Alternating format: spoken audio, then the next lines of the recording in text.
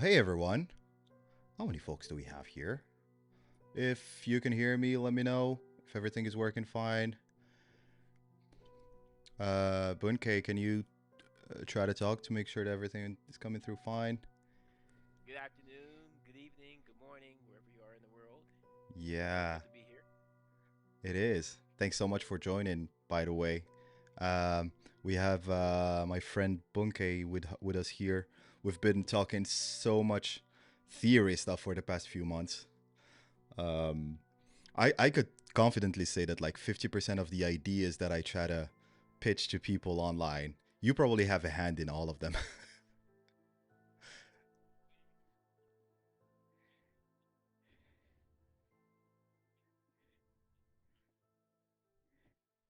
That I've met over the last few months since I met you, that you single-handedly changed my view about what's going on in the Final Fantasy VII Remake story. And it wasn't even anything that you said. It was you showed one part that I missed while playing Remake. When you saw Cloud floating through the air with his eyes closed, I'm going, holy cow, how the heck did I miss that? And that completely changed everything. That was the biggest smoking gun of all time. It really was. It really was. And not to mention that they did the same thing to Zack and Rebirth. They have a picture of him floating through the air with eyes Yeah, closed. Like wow. I was like wow. it's some crazy That's how stuff. I Like feel. the overlap between the two is insane. It is. Um, well, thanks a lot for joining. This will be so to everyone joining. This will be a very chill chat. So the idea is that we'll look at the. So there's been a second part of the Ever Crisis event story, the anniversary stuff.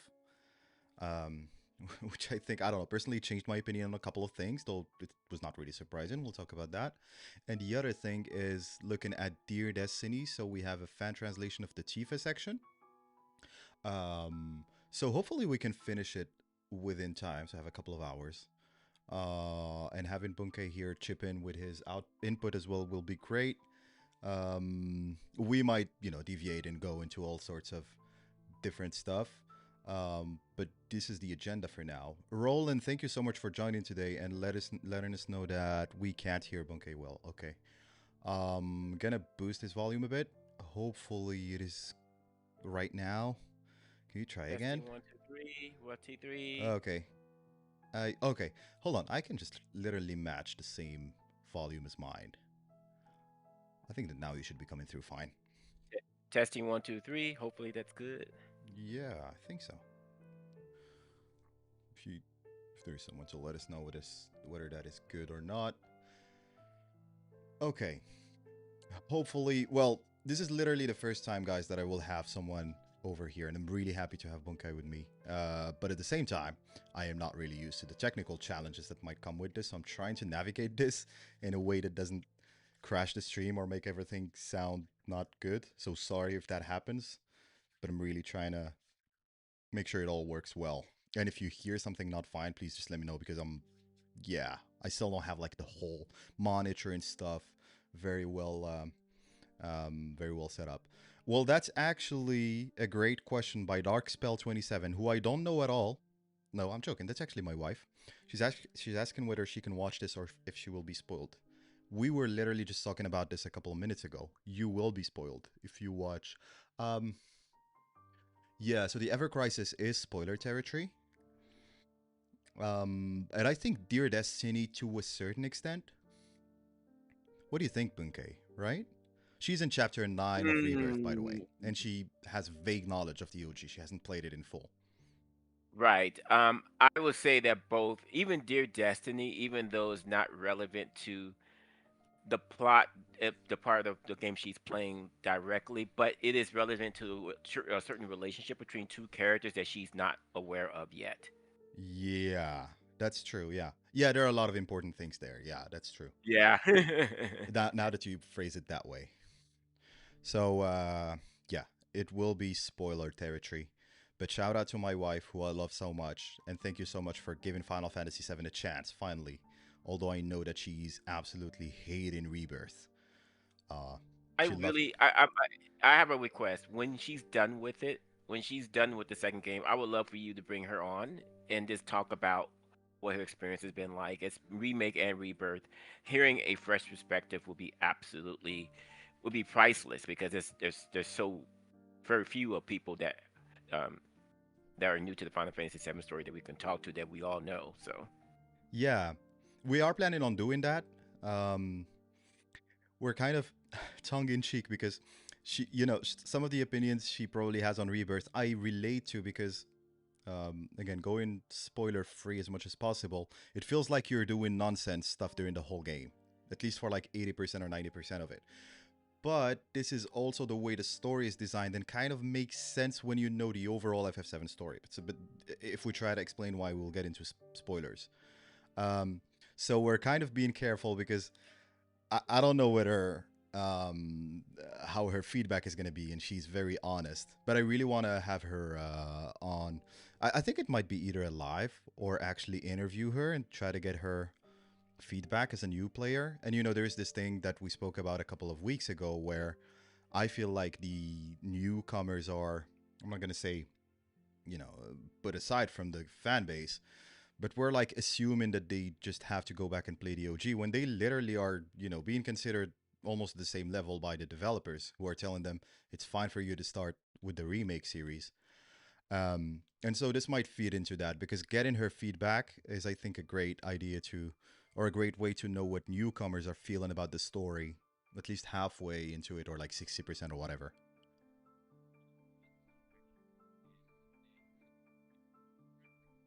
rather people play the remake first than Yeah. the OG. And I Yeah. think that at this point of the story, I still think that the people who are playing remake that has not played the OG, you know more about the story than we did when we originally played it by a country mile. It is not even close. Yeah, and we've been talking about this, you and I, offline, when I am Yeah. giving you an idea about some of the theories and some of the explanations she has, and and we were like, of course, this makes sense because this is what Rebirth and Remake have shown so far. We are going and analyzing the game with stuff that we are not supposed to know yet, as someone who is experiencing the story, and so I think that we are at a slight disadvantage because of that. Right. Yeah. Right. So before we start, hopefully, is my browser window working fine?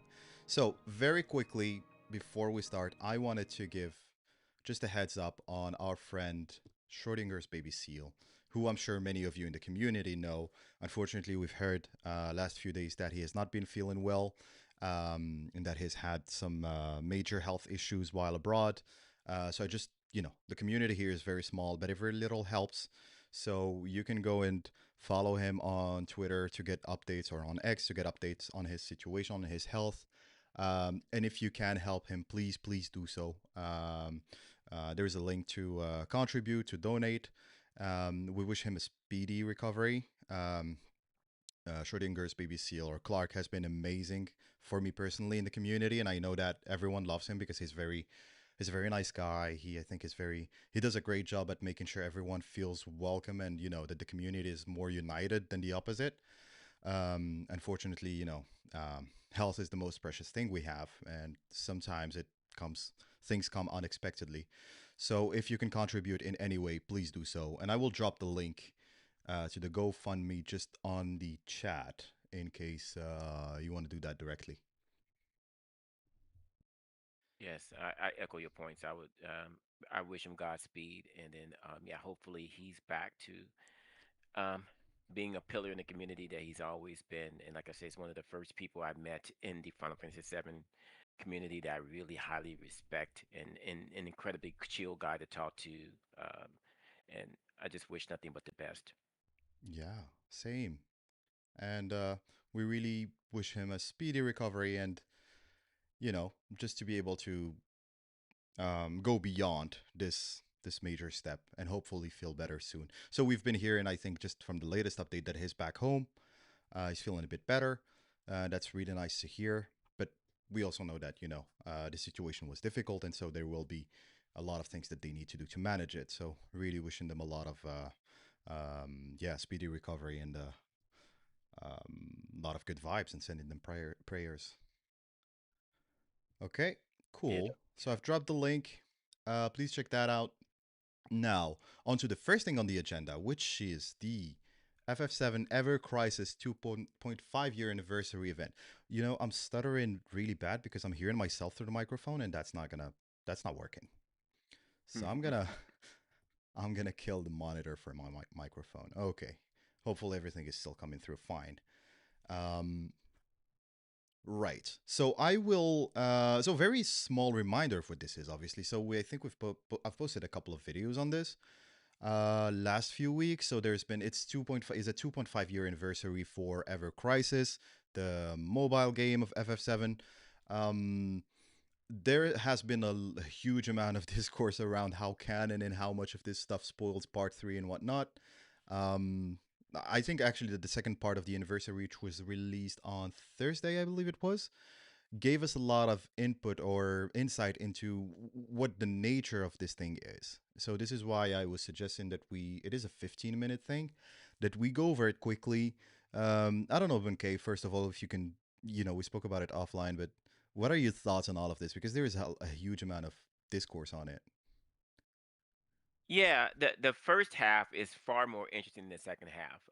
But seeing Zach and Angio together is really really cool.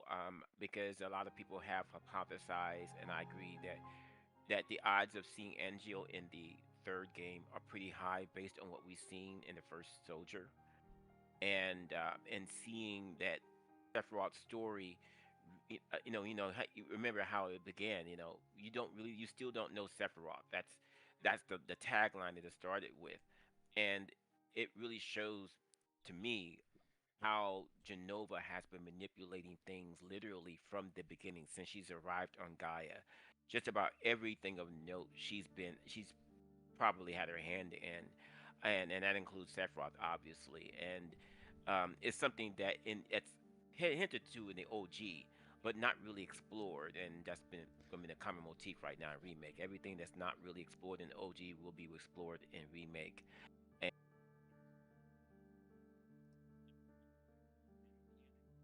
it might be a situation where it gives you an idea of what the story may hold, but it may not be a spoiler. It may not be a direct, like we may not see this scene depicted in part three, but it gives us an idea of what Nojima might be thinking, and gives us something that we can chew on. I love the fact that they keep on doing this as we wait for the third game. That whether it's Dear Destiny or whether it's the Ever Crisis update, there's always something that we can sink our teeth into while we wait for the third game because they know that the wait is going to kill us, and this is a nice bone to throw out to us. Yeah, I feel more or less the same about it, to be totally honest. I think that the first part, so you use it was a bit more interesting. I would say it was, I think the second part kind of killed everything about this being totally canon to part three.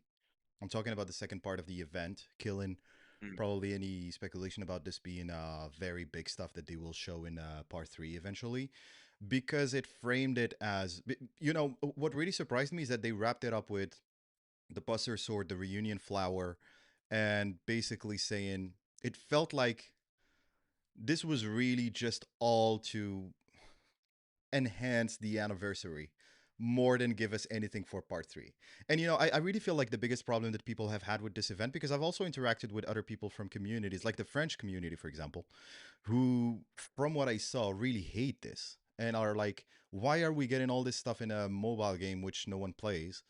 And I think this is where the pushback is coming from. But I try to remind people that I don't expect this to literally be relevant, um, in a to the continuity itself. What I've been trying to use is it's spiritually canon, like it takes the same mechanics or whatever we want to call them, and it's just going to be consistent lore wise, but it's not exactly how you will see it portrayed in part three. It might not even be a case of Angeal being with Zack and meeting Aerith and her meeting Rosen and all this kind of nonsense. They might do it that way, but I don't think they will go that far. So my message to people is just, I haven't seen anything in Remake and Rebirth where we had to go and play the Ever Crisis stuff to be able to understand. Like, going back to my wife currently playing Rebirth. So with glance scenes, I really noticed that Rebirth and Remake do a good job to handhold you almost throughout the whole thing. Whenever there is something new that they're throwing at you, they make sure that you know what you need to know. So, for example, when they show Glenn, they show you Rufus basically killing him, and they show you when Yuffie talks about the SRC, they even show you like the whole scene with Sonon and I believe his sister or whatever it was when they died in the Wu Tai War and this kind of stuff. So they really show you a lot of small flashbacks. Even I believe even the DLC, you don't need to have played it in order to understand everything. So I feel that they don't worry about missing out stuff on this because I don't think it's going to be canon to the extent where you have to absolutely know what is happening to understand part three. This is how I feel I about agree. it. I agree. Yeah. Um, you're talking with Sleep Easy. Do you mean Roland? Do you mean that Bunkei's voice is like Sleep Easy's?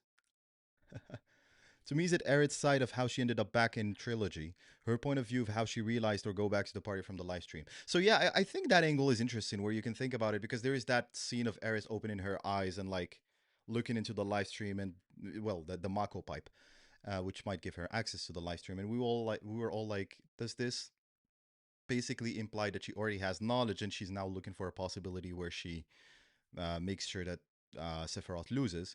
And I think that's possible. I mean, it's it's there. I don't think the mechanics wouldn't work. What I'm saying is that I don't think that this is exactly what happened before remake. I'm talking about the Ever Crisis stuff. If this is supposed to take place before remake, I don't think that this is exactly what happened. And I believe that this is more. It's not non-canon as much as the Odin Tifa stuff or the Final Fantasy 13 stuff, but I think it's a bit in between. It's just consistent with it, but it's not exactly how it's going to be portrayed. This is my opinion. Now I might be wrong. We they might drop all this stuff in part three, and we're all like, "Oh my god, they already spoiled it in Ever Crisis." But I think the odds of that happening are very low. Yeah, I like what I do like about it is it definitely rewards those who are getting the Ever Crisis, those who actually got the game.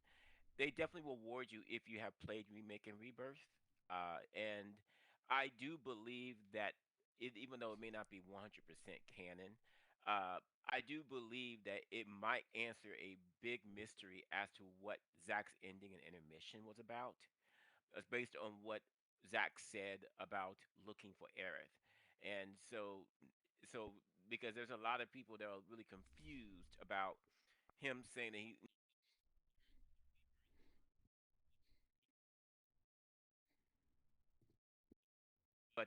but it's actually fascinating that we kind of hear a possible confirmation of what our theory might be about what's going on with Zach and Rebirth.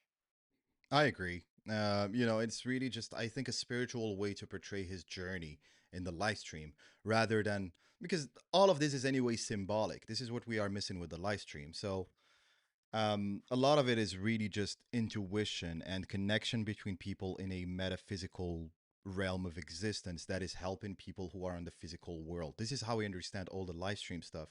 And so to be able to think about it very concretely, I think it really kind of puts us almost we back ourselves into a corner when we try to understand it too literally. And I feel that that's what's happening with a lot of the trilogy. And so that scene with Zach and in the church and all of this is, it might be just establishing the idea of that potential reunion and Zach looking for Aerith and vice versa. And, she does say at the end here that our ripples resonate and whatnot. So it's really just kind of to set up that idea rather than this is exactly the chain of events that's happening. Because at the end of the day, it's the live stream and a lot of it is symbolic and not supposed to be taken that seriously. Right, and that's something that needs to be actually repeated. Yeah. I think that especially for those of you who are like us trying to understand Remix and Rebirth story, and Nojima has commented that he has used Yogakara and Carl Jung's theory of the collective unconscious when developing the scenario. So what both have in common is that they both are very very introspective. It's very focused on the person. So that's when I first studied that. That's when I really realized this is not an MCU. This is not the Avengers Endgame and any of that. This is way more introspective because Final Fantasy VII is about Cloud and Remake is really no different. And it's I think the best way to really frame the remake trilogy is it's a reimagining of the remake trilogy of the remake game, the original game. And if you keep that in mind and realize that what you're seeing is more symbolic than literal, then I think you will have a easier time understanding what the game is trying to tell you. You know, I second that. I fully agree with the perspective that it's more of a reimagining. And there's actually a very interesting comment here by Lacey saying this happening before Rebirth and Remake doesn't make sense because she called them from the snowfield. And I actually agree. Now, as Roland says right afterwards, time doesn't exist in the live stream. So I think what we're struggling with is when we look at the journey within the physical world of characters, we always try to map that to the underlying layer of live stream and say that if the party are here, then this is where Aerith and Zack and potentially all those who are dead and trying to communicate with the main party are. So this is where they are chronologically in the live stream. And the stuff we are seeing in Ever Crisis could be something that exists outside of time, Hmm. and probably is. I still think we need some sort of A to Z process in the trilogy. I think a lot of us will be underwhelmed if this is branded towards the end as it has just always existed and will always exist. There has been no time span for the OG's beginning and end, for remakes beginning and end. I don't think it's that open either, because not everything is in the live stream. For the live stream to exist, it needs to have memories of people who lived on the physical world. And so that physical world needs to have happened between a time A and a time Z. So again, I think that they don't talk to each other. The physical realm and the live stream don't necessarily use the same definition of time, but the physical world would still have a time span for it. This is what, and you know, this really goes into the sequel theory a lot. But if we open that kind of worms, we will be here for like 5 hours. But I think it's a big part of that. Yeah, and we have Dear Destiny coming up today, so I also want to focus on that. So I'll play. I'm not sure, Bunke, if you have the screen open, but I'll play a couple of I do. chats that I found, or like of conversation pieces that I found interesting in the Ever Crisis stuff. First one is actually, so this is how the second part of the event starts, is that he tells them, um, basically, you guys have lost. You even being here is the will of the planet. Angela's like, are you awake now? This is not the end. Well, it's implied that they beat him, or they beat him at least momentarily here. Now, I want you guys to look at this and tell me what these big purple orbs look like. Let me call them portals. I don't want to call them portals because that seems to be reaching, but what do they look like from what we saw in Remake? I think the answer is very straightforward to that. Yeah, Lacey, they are part of the physical world still, for sure. I agree. Uh, Bunkai, are you still with us? Can you hear me? Okay. Um, I keep refreshing your audio because it drops from time to time, but I hopefully it's visible to everyone. Yeah, I really feel that these are like, Uh, I wouldn't say they are there, portals, but it's very similar to that, right? Yeah, he was trying to summon weapon measure. And so this is really just to kind of put the emphasis on the portals that we have been seeing in Remake, especially the end of Remake and the fate of the planet, the will of the planet, and so on. I think what Ever Crisis really put on the table for me is the fact that Sephiroth seems to think he speaks on behalf of the planet. So when you fight the Harbinger at the end of Remake, which is supposedly the protector of the fate of the planet, you have to remember that Sephiroth here literally implies that he has convinced the planet to accept what he thinks the destiny should be. And that when they are fighting him, they are fighting the will of the planet. He says that I control the planet. Well, I'm paraphrasing, but he implies that he's controlling the planet now, and that everything that is happening is essentially the will of the planet. You can see it here, right? Accept the truth. Is a guardian of the planet intent on eliminating you. So he's literally he thinks he's speaking on behalf of the planet, which is funny, but also not entirely inconsistent with what we know from the original, right? yeah, he talks. He says that he and the live stream are one, which is a little bit interesting because that speaks to what he says in the OG, but doesn't say in the Rebirth, which I find interesting, where he says that he's going to wound the planet, right, with meteor, and he's going to absorb the live stream, and he's going to become, he will cease being what he is now and become a godlike being. And this looks like um, a reference back to what he said there in the Temple of the Ancients back in the OG. Absolutely. And Roland is raising a good point actually, because Aerith here at some point tells him that is not true. The weapons are not there to protect you; they're there to protect the planet, which I think is a great point for when you look at it from the outside, when you zoom out from the story and look at it. But when you are immersed within whatever nonsense is happening, like you are at the end of Remake, the impression you get from fighting something that there is a label of the will of the planet that has that label might be misleading. This is really the message I'm trying to say. I totally agree that the planet is not necessarily siding with Sephiroth. The weapons are not necessarily siding with Sephiroth. I think it's just literally memories being corrupted.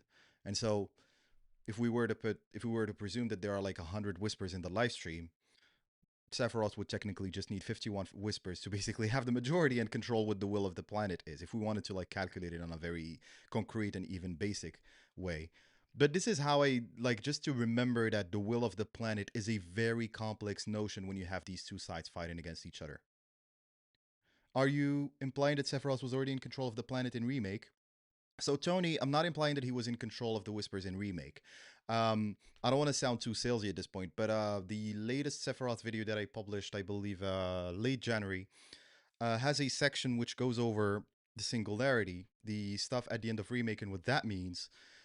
So my personal take on the Whispers and the will of the planet is that one, the Whispers do enforce the will of the planet, but two, they are also susceptible to being corrupted by Genova and or Sephiroth. So I think that progressively through Remake, we see them act in contradicting ways. Like, for example, Save and Barrett, which seems to be a good thing for the party, but at the same time, everything else they do, which is, definitely not helping the party, like stopping them from going to the pillar and kind of stuff.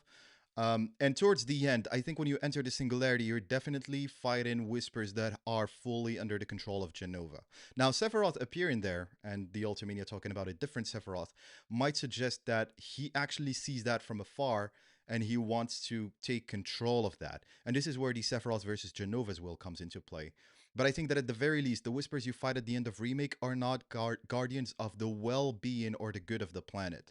But then you get into the notion of good of the planet and how objective that is, and what does it mean for the planet to defend itself? And the planet or like the souls within it might argue that it's better for it to just die and return to the cosmos because it also has a cycle of life and death, rather than see the Mako draining stuff that the humans are doing and Shinra is guilty of. So it's a very subjective notion, but I think there is a lot of Genova and or Sephiroth interference with the Whispers in Remake to summarize. Bunkei, I don't know if you agree with this. I do, and here the thing though is that it makes sense that at the end of Rebirth we see Sephiroth trying to manipulate and try to start another war. Because again, that will actually make the planet look at humans as the enemy, because he does not he cares about the planet, not anybody on it. And I think people have to Yeah, kind of remember, yeah. So he don't he you know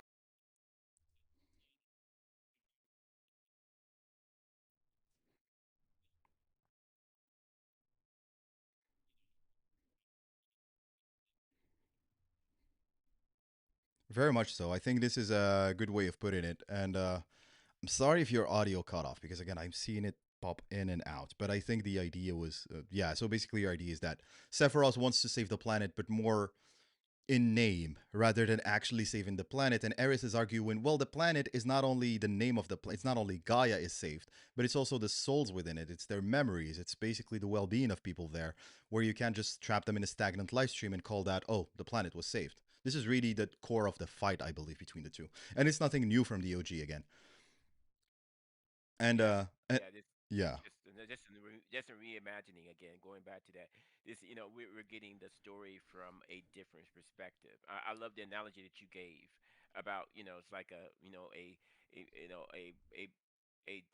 traveling from like London to New York, across the Atlantic, and that's the OG, where the remake is going under the water. Same destination, but the scenery is going to be a whole lot different. Absolutely. And I'm aware the whole OG versus remake versus sequel conversation is very long. But Tony here is saying, so you're saying stopping the party from going to the pillar can be interpreted as them reinforcing the OG fate, same as the Whisper's Kill and Witch. So let's leave the Whisper's Kill and Witch for a bit because, Witch's role is kind of, I think there's a lot of weird stuff going on with him, and we can analyze it maybe one day.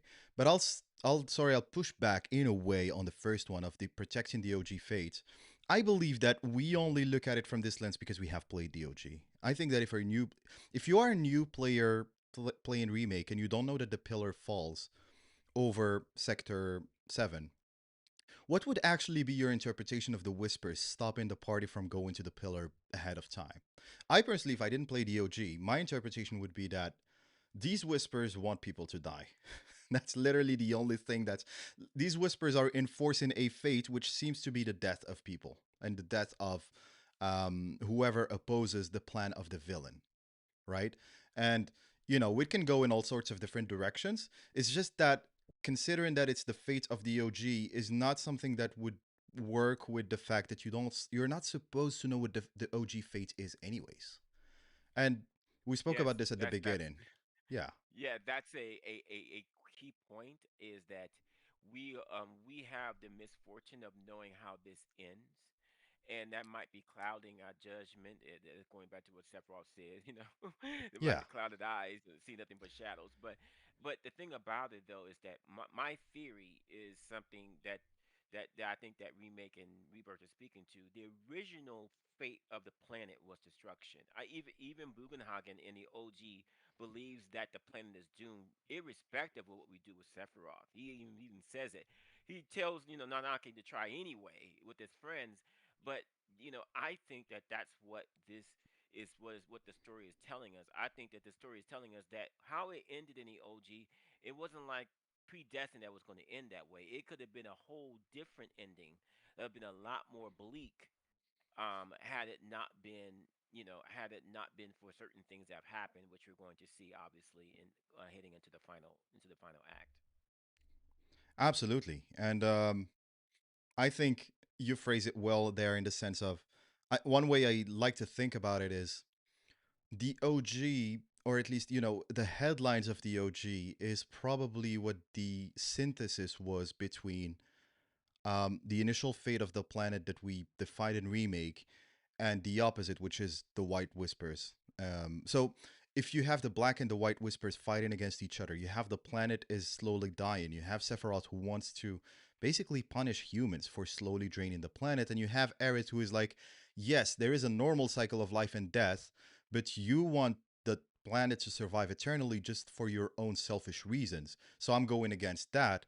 And so the synthesis of all of that is essentially what we end up with as the OG ending. It's essentially the 500 years in the future vision that you see, where supposedly humans have learned to live together with nature, where the threat of Genova is not entirely eradicated because that's Genova can never return to Gaia, so that will be a very difficult thing to do. But at the same time, when you look at Rufus's words in Advent Children, keep sending your Genovas, keep sending your Sephiroths, we will always push back. And so this is really, it feels to me like we are going ahead of ourselves because we know how that ends.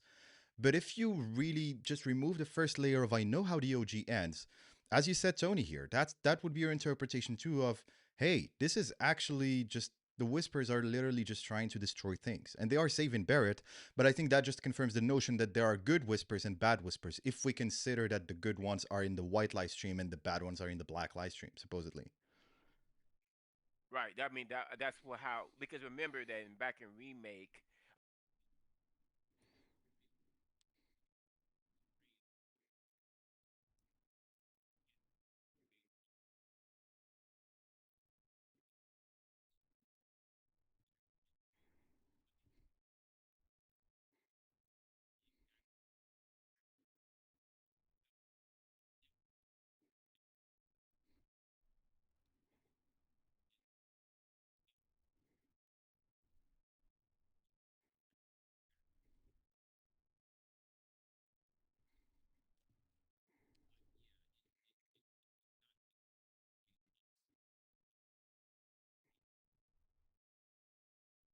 I mean, it really depends. I mean, just like you would expect with any group of souls, any group of people, there's going to be some that's going to be with you, and there's some that's going to be for you, and there's some that might be neutral.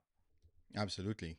So Tony, I'm aware we don't want to spend too much time on the whispers conversation, but I still want to answer to your last point there, which is that that's how you would interpret it as well. But at the same time, the story is made for new players, but also those aware of the OG story. Kitase and Nojima have said that. I agree. However, this is a very important distinction for me. I think that the meta commentary is there just as a, not going to say Easter egg because that's way too inconsequential to the story. I think the meta commentary is there just to acknowledge what you feel or what you know about the story and tell you, hey, this is what you're expecting, right? Well, let me show you something else. I don't think it's there to tell you. I don't think that the knowledge of the OG is implemented in a way that you need to know the OG to understand how the story is changing or how the story is constructed. I think that if you know the OG, you have a bit of an advantage where you pick up on some meta commentary that the devs are intended to have with you, which the new players would not. I don't think, because again, we open a can of worms of you can't market a game as something for new players if there is also a portion of the script that only OG players will understand. When I say the script, I'm talking about stuff that is consequential to the biggest story or the big story going within Remake. You can't implement something that presumes that people who are playing it need to know something from the OG. And then just market it to those who don't know the game or don't know the story. So it has to be consistent, which is why, for me, the logical solution to this is there are pieces of dialogue that you could interpret at face value as someone who doesn't know the story and go, oh, okay, let me see what this means. And then probably it's going to have its payoff in part three. And you could also interpret it as meta commentary. But the meta commentary is just a nice to have. It's just something for you to feel special as an OG player. It's not something for you that is necessary to understand the story. This is how I would differentiate it. Is it essential to understand the story, or is it just there to make you feel special because you know the OG? That's how I would summarize it. Yeah, and the thing about it though is we also got to keep in mind that the meta commentary can be used as a trap. Yeah, And that's that. I think that I've actually seen. I think I've seen a lot of convincing proof that when Nojima wrote this, he obviously knew how we would interpret certain things, and he plays up to it. Like when he talks about fate and destiny, the first thing that people probably thought of, oh, Aerith is going to live. And people ran with that. And guess what? I don't even I think that they actually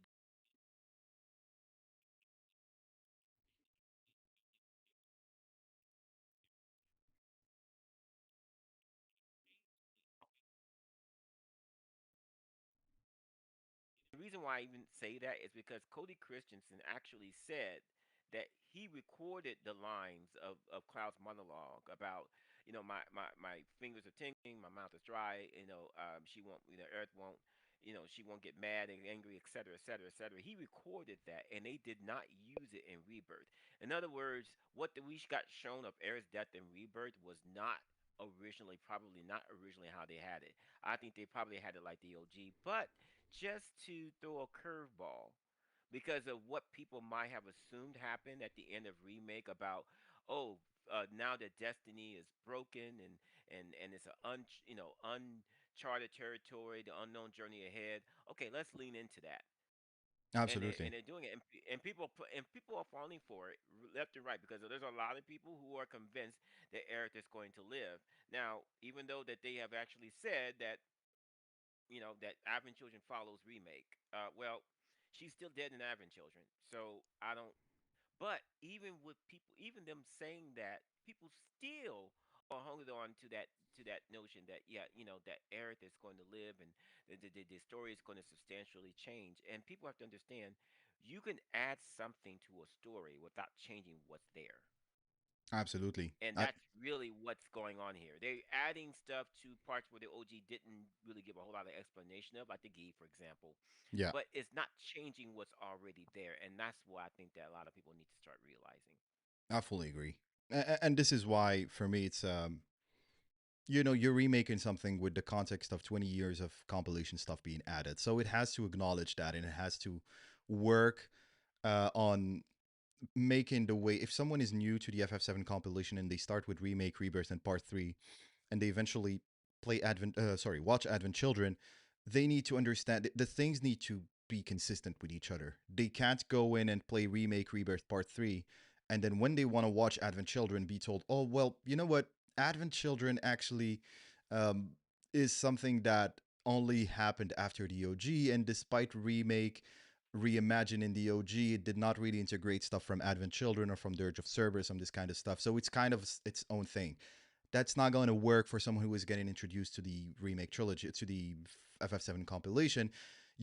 I said it in the video, you're remaking a prequel.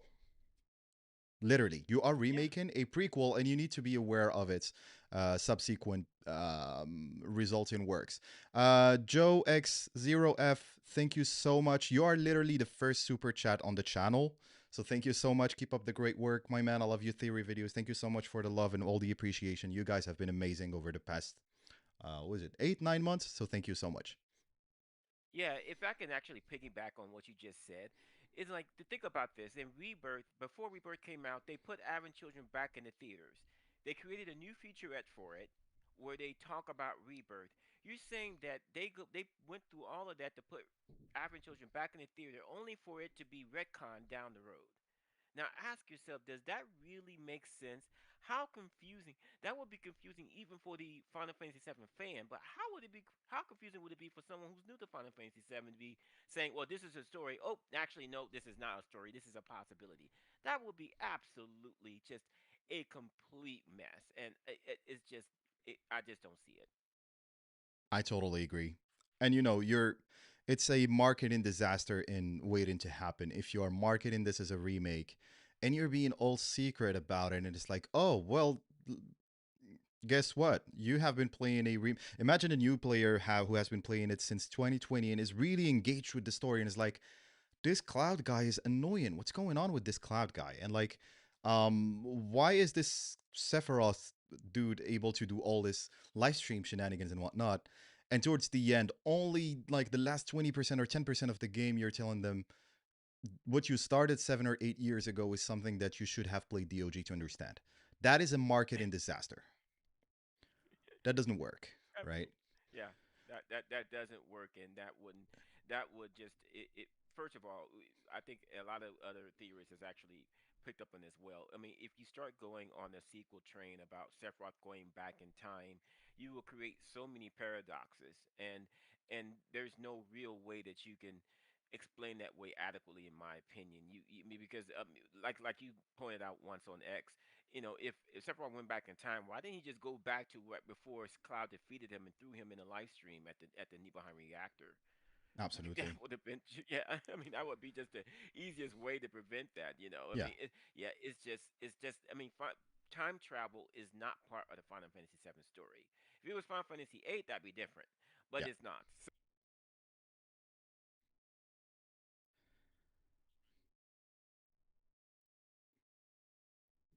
a circular peg hole. It just does not. It's not going to work. absolutely. And well, I'm not sure how many are here for the Dear Destiny stuff, but I would like us to pivot to that because we have been. Listen, remember how we said this is going to be a 20-minute thing about EC? We can literally go on for hours. So that's the beauty of it. So I'm getting everything set up for the Dear Destiny chapters that we will read today. Um, this is blinding, by the way. I don't usually use this in white. Probably need to set it up to black or to dark mode. Well, I don't think it actually changes the colors of the document, right? Let me. I feel ashamed because I Oh, use Google stuff all day, but I don't use Google Docs on the flip side. yeah, but I use the Google Docs. Well, I have the Final Fantasy VII, one of the translations for Rebirth on the Google Docs. And then someone showed me another translation of Rebirth, which I'm that. Thank you for reminding me. Later on, I have a big question about something that the Gee said, not Gee Natak, something that the Gee, like the collective Gee said Yeah, during the Rebirth section, and that was very, very ominous about.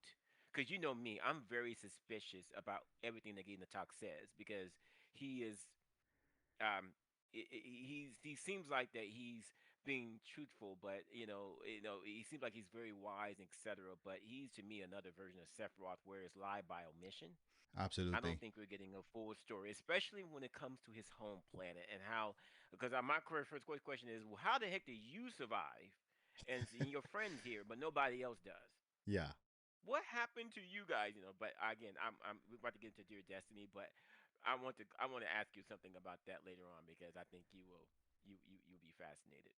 Yeah, I think that will be a good tangent as well. So unfortunately, I can't go into dark mode, and it looks like we do have people who have been here for a while waiting for the Dear Destiny stuff to start. Just trying to make sure that everything looks fine. Hopefully, the text is can be easily Yeah. seen. I'm just adding some music in the background because I wouldn't want to just be reading this without any sort of background noise at all. Obviously, Bunkei, if you want to interject in any part, this will be more. We will just read and try to figure things out and try to understand how this impacts the story, sort of. Making sure that music is not too loud either. I believe this is a good volume. Everyone, please let me know if everything is coming fine, if you're seeing the text. To answer Lacey, yes, this will be just the Chifa section. The reason is that this is literally the only, um, you know, uh, translation that I found, which is done from A to Z for a section. So I only found it for Tifa. Now, in the interest of clarity, because I know how these conversations can go, I do have the Erit stuff. However, as you can see here, it is machine translated. And, we only have fan translations for the Tifa part. And I am aware that the Erit part has some stuff that might be a bit more significant to the state of Cloud, specifically the Mako poisoning stuff. So I think if you're afraid of spoilers, I think that the Aerith part might have more spoilers than the Tifa part. We still don't know. But I have skimmed very quickly through this, and the machine translation is, you can see how this is a great way of having an idea of what the section says. But I don't think that you will be able to really read the meaning, just like the one where there is actually someone who speaks both languages and has sat down and tried to translate it. So if someone has a fan translation of the Aerith version, I would absolutely be happy to check it out. Unfortunately, currently, I posted on X the other day. Thank you so much to Nights into Dreams. I want to make sure that I pronounce the pseudo correctly. Who shared this with me on X? This is on the website called Cloud X Tifa, of course, because we're talking about a Tifa section. So go check that out if you want to see the full translated thing. Now there is a summary as well. As you can see here, there is a brief summary with 4 parts or 4 pages, which I think goes over just what the whole section of Tifa says, or what are the main things you need to retain from that. I believe that it's better to go step by step. Quick context on the novel: it has been published on, was it January 2026, right? Just a couple of months ago. Um, yeah, and it's supposed to cover some of the conversations, or yeah, it's supposed to cover basically. I'm not sure exactly if it covers conversations between Tifa and Aerith within the time span of Rebirth. I believe so because that would be consistent with traces of two pasts. But if someone can fact check me here, I don't want to start saying nonsense. But at the very least, what we know, it's supposed to focus on is the reunions that happen before the events of FF7 Remake start, which are essentially Tifa reuniting with Cloud in Sector 7, the train station, and Aerith meeting Cloud in Sector 8 after the bombing mission. I believe that's what it covers. Um, Cloud is an S-type soldier. They are not degraded unless the remakes have retconned that too. So I think we can go and read to really focus on that within the Aerith part. But I just want to throw this out there. This is again where the OG players might know it, but you need to remember that the new players are not supposed to know this. So I can very easily see that the degradation is being used as a smokescreen for Cloud's real situation. And obviously, if the reveal is that he's not really degrading, it's just that the guy has lost his mind, then you can understand how a new player would feel towards the end of that in the reveal and be like, oh, this guy is just messed up mentally rather than being like these cloaks, because we know that Cloud's situation is not exactly like one of the copies. Exactly. So I think that you're right. It's just that this is not supposed to retcon it. It's just that think about it again from the perspective of someone who does not know the story. They're not supposed to know that Cloud does not degrade. Right? Okay, so yeah. No, go ahead.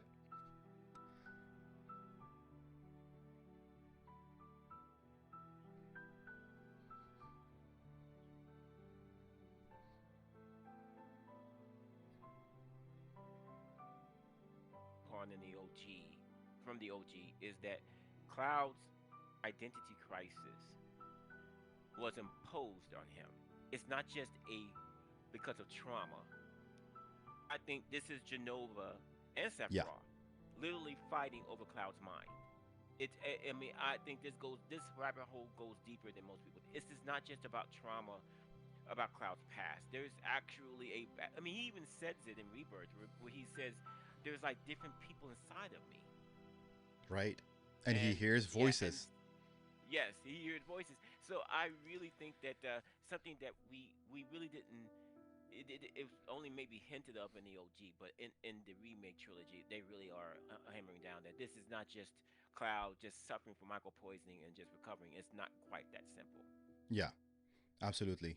And answering a quick question here by either Joe or Joseph. Once again, sorry if I'm mispronouncing your name here. I'm unsure, but was the dialogue that Eris whispered to Tifa in Gongaga ever revealed or not?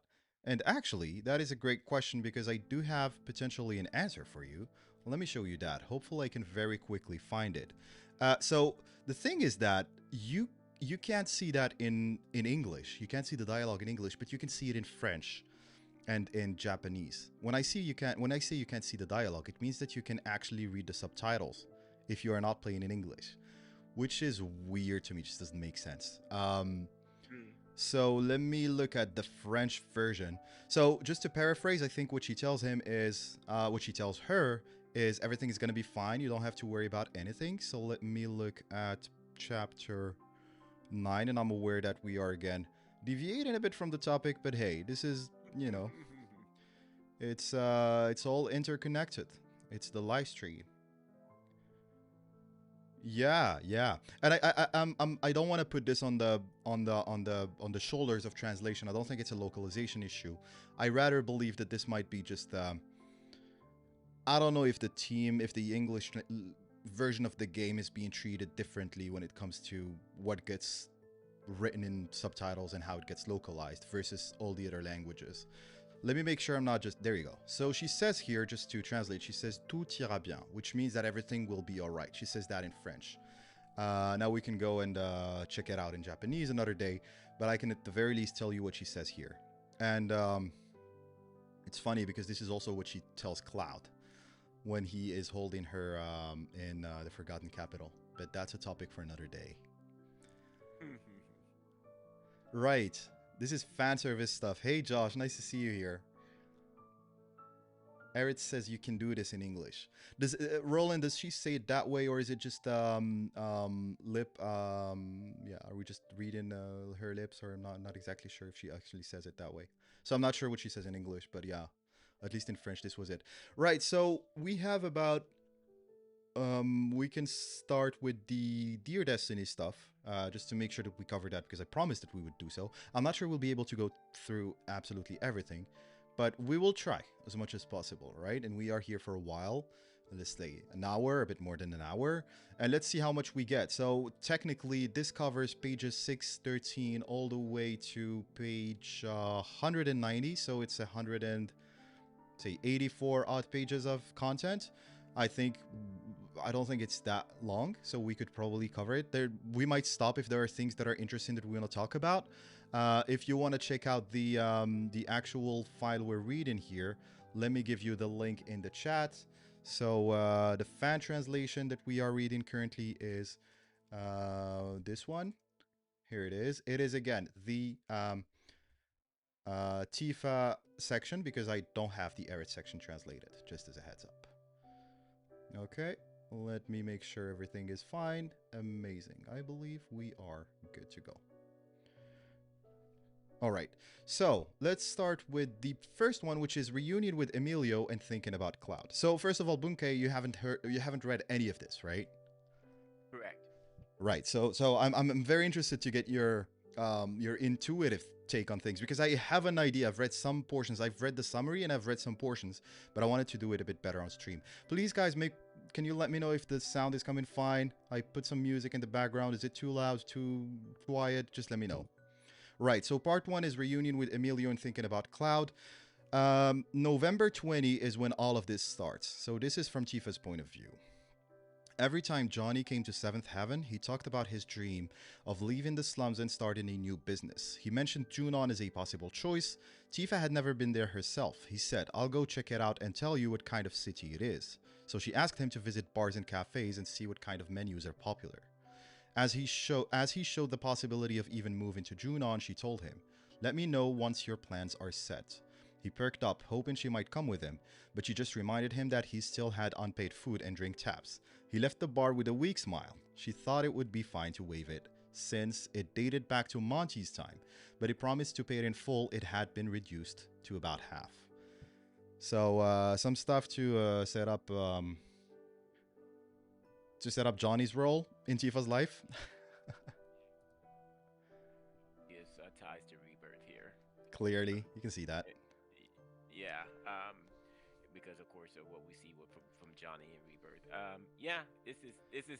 I love the fact that again, this is the great thing about having a God-given imagination, is that definitely will be something that Johnny will be thinking of. Oh yeah, she's coming with me. No, you just need to pay your bar bill, sir. It's very consistent with the way he's portrayed in the games. Yeah.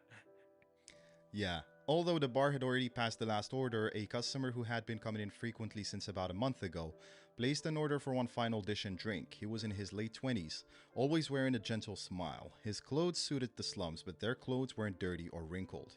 She didn't know his name, but the other customers called him Leader. Okay. Tifa tried to at least make his drink. Then Barrett came out from the back of the bar and said, Leader, you should head home for today. Closing time is in 5 minutes. Once it's time, I'll have to kick you out. Is that alright?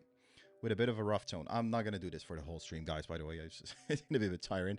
Leader smiled at Tifa and said, that sounds busy. I'll come by again before leaving the bar. Okay. Interesting case of this leader. Josh says this is definitely not like Kingdom Hearts Mobile. Is that what you mean? I haven't consumed the whole Kingdom Hearts, like everything. So there's things that I might not get. Barrett reminded Tifa again to follow the last order rules. She gave a vague smile and avoided a reply. She admitted that she was bad at turning customers down. Her mind kept going back to the fear that if she refused them, they might never come back.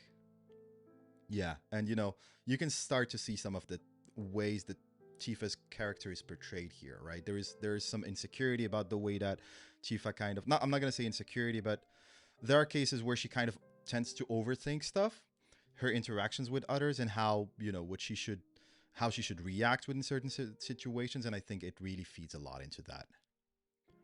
I love Tifa's her depiction here because I think that her depiction in the OG and remake about being part of an extremist group, an environmentalist, she would probably align with a lot of people's thinking. Where I get where you're going with it, I get you want to save the planet, but I don't exactly vibe with your methods.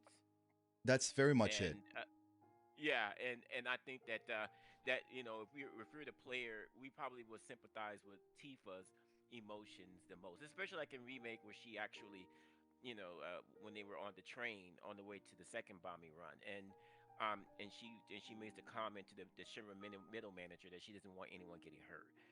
It really speaks to that she really cares that about people getting hurt because it's something that's kind of I mean, it's an OG is there in the OG, but again, with the technology that's limited back then, in remake they made it. There are people who died after Yeah, that bombing at Reactor One. And Barrett, he kind of flashed a little bit of dying there, saying that we got to look at the big picture.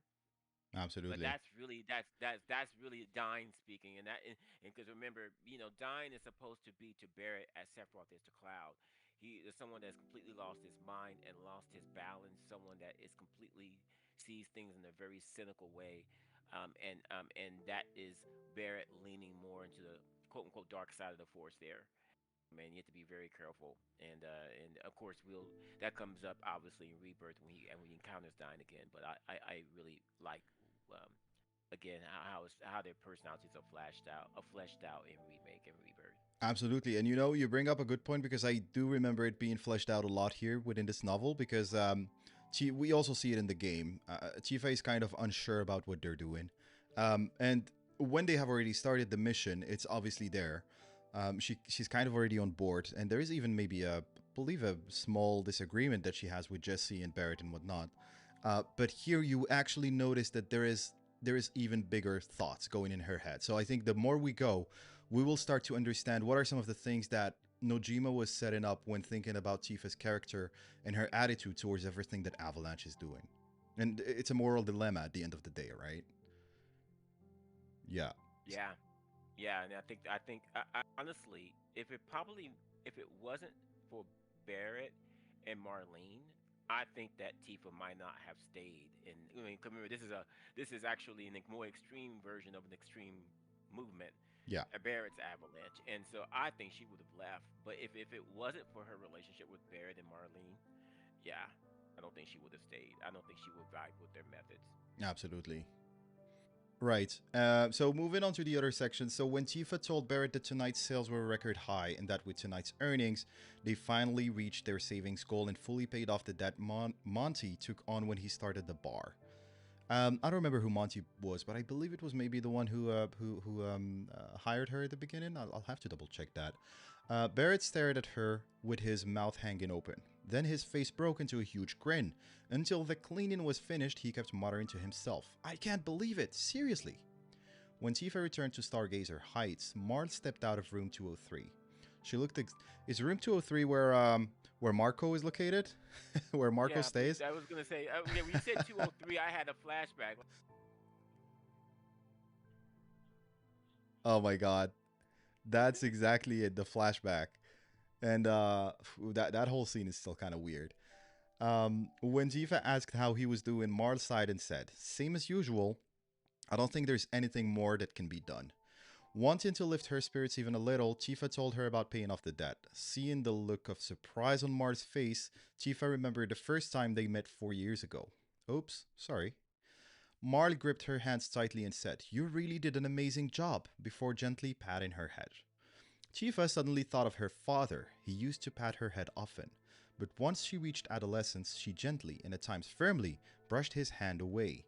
She vividly remembered the lonely look on his face in those moments. And then the image of him, covered in blood, collapsed on the floor of the Mako reactor. Oh my god, the tone shifted quickly here. Her burning hometown, the hardships that have continued since the day she woke up in the Midcar hospital, the long days of tirelessly paying off debts, never realizing she had been scammed. Just like Johnny. Memories buried beneath the joy of working every day came flooding back one after another. As Marl held her, Tifa cried for the first time in a long while. I love how this sets up the role that Marl has in Tifa's life, that we see very well in Remake, but this gives us a bit more context. During cafe time, Emilio, a childhood friend, came to Seventh Heaven. He was the son of the general store owner and the eldest of three siblings. It had been 7 years since they last met. He was tall and wearing a stylish suit, but he looked the same in face as he had years ago. Among their childhood friends, Emilio had the strongest leadership qualities, and it was always his role to come up with new games. The cafe was about 80% full. As soon as he entered, he looked around with a sense of admiration and then spotted Tifa. His expression turned into surprise. "Tifa?" His sudden loud voice. Okay, he said it louder. "Tifa!" His sudden loud voice drew the attention of everyone in the cafe. "You're alive! Thank goodness! Really, thank goodness." Now, just a heads up that we do hear about Emilio in the Junon conversation between Cloud and Tifa. I can give a bit more context on that in a minute. He grabbed her hand so suddenly that her body tensed reflexively. Confused, she noticed a woman standing behind him. With neatly trimmed hair, light makeup, and a yellow dress that stood out in the slums. She seemed like someone from above the plate. She appeared to be enjoying the situation. When Tifa pulled her hand back, he looked embarrassed and apologized. "Sorry, I'm just so happy. I thought everyone in the village was dead." Feeling that other customers were overhearing their conversation, Tifa whispered, "I'm sorry, but I'm busy right now." It was a topic she wanted to avoid during business hours, or really, if any, in any situation if she could. Man, this Emilio guy is it's kind of too much. Emilio,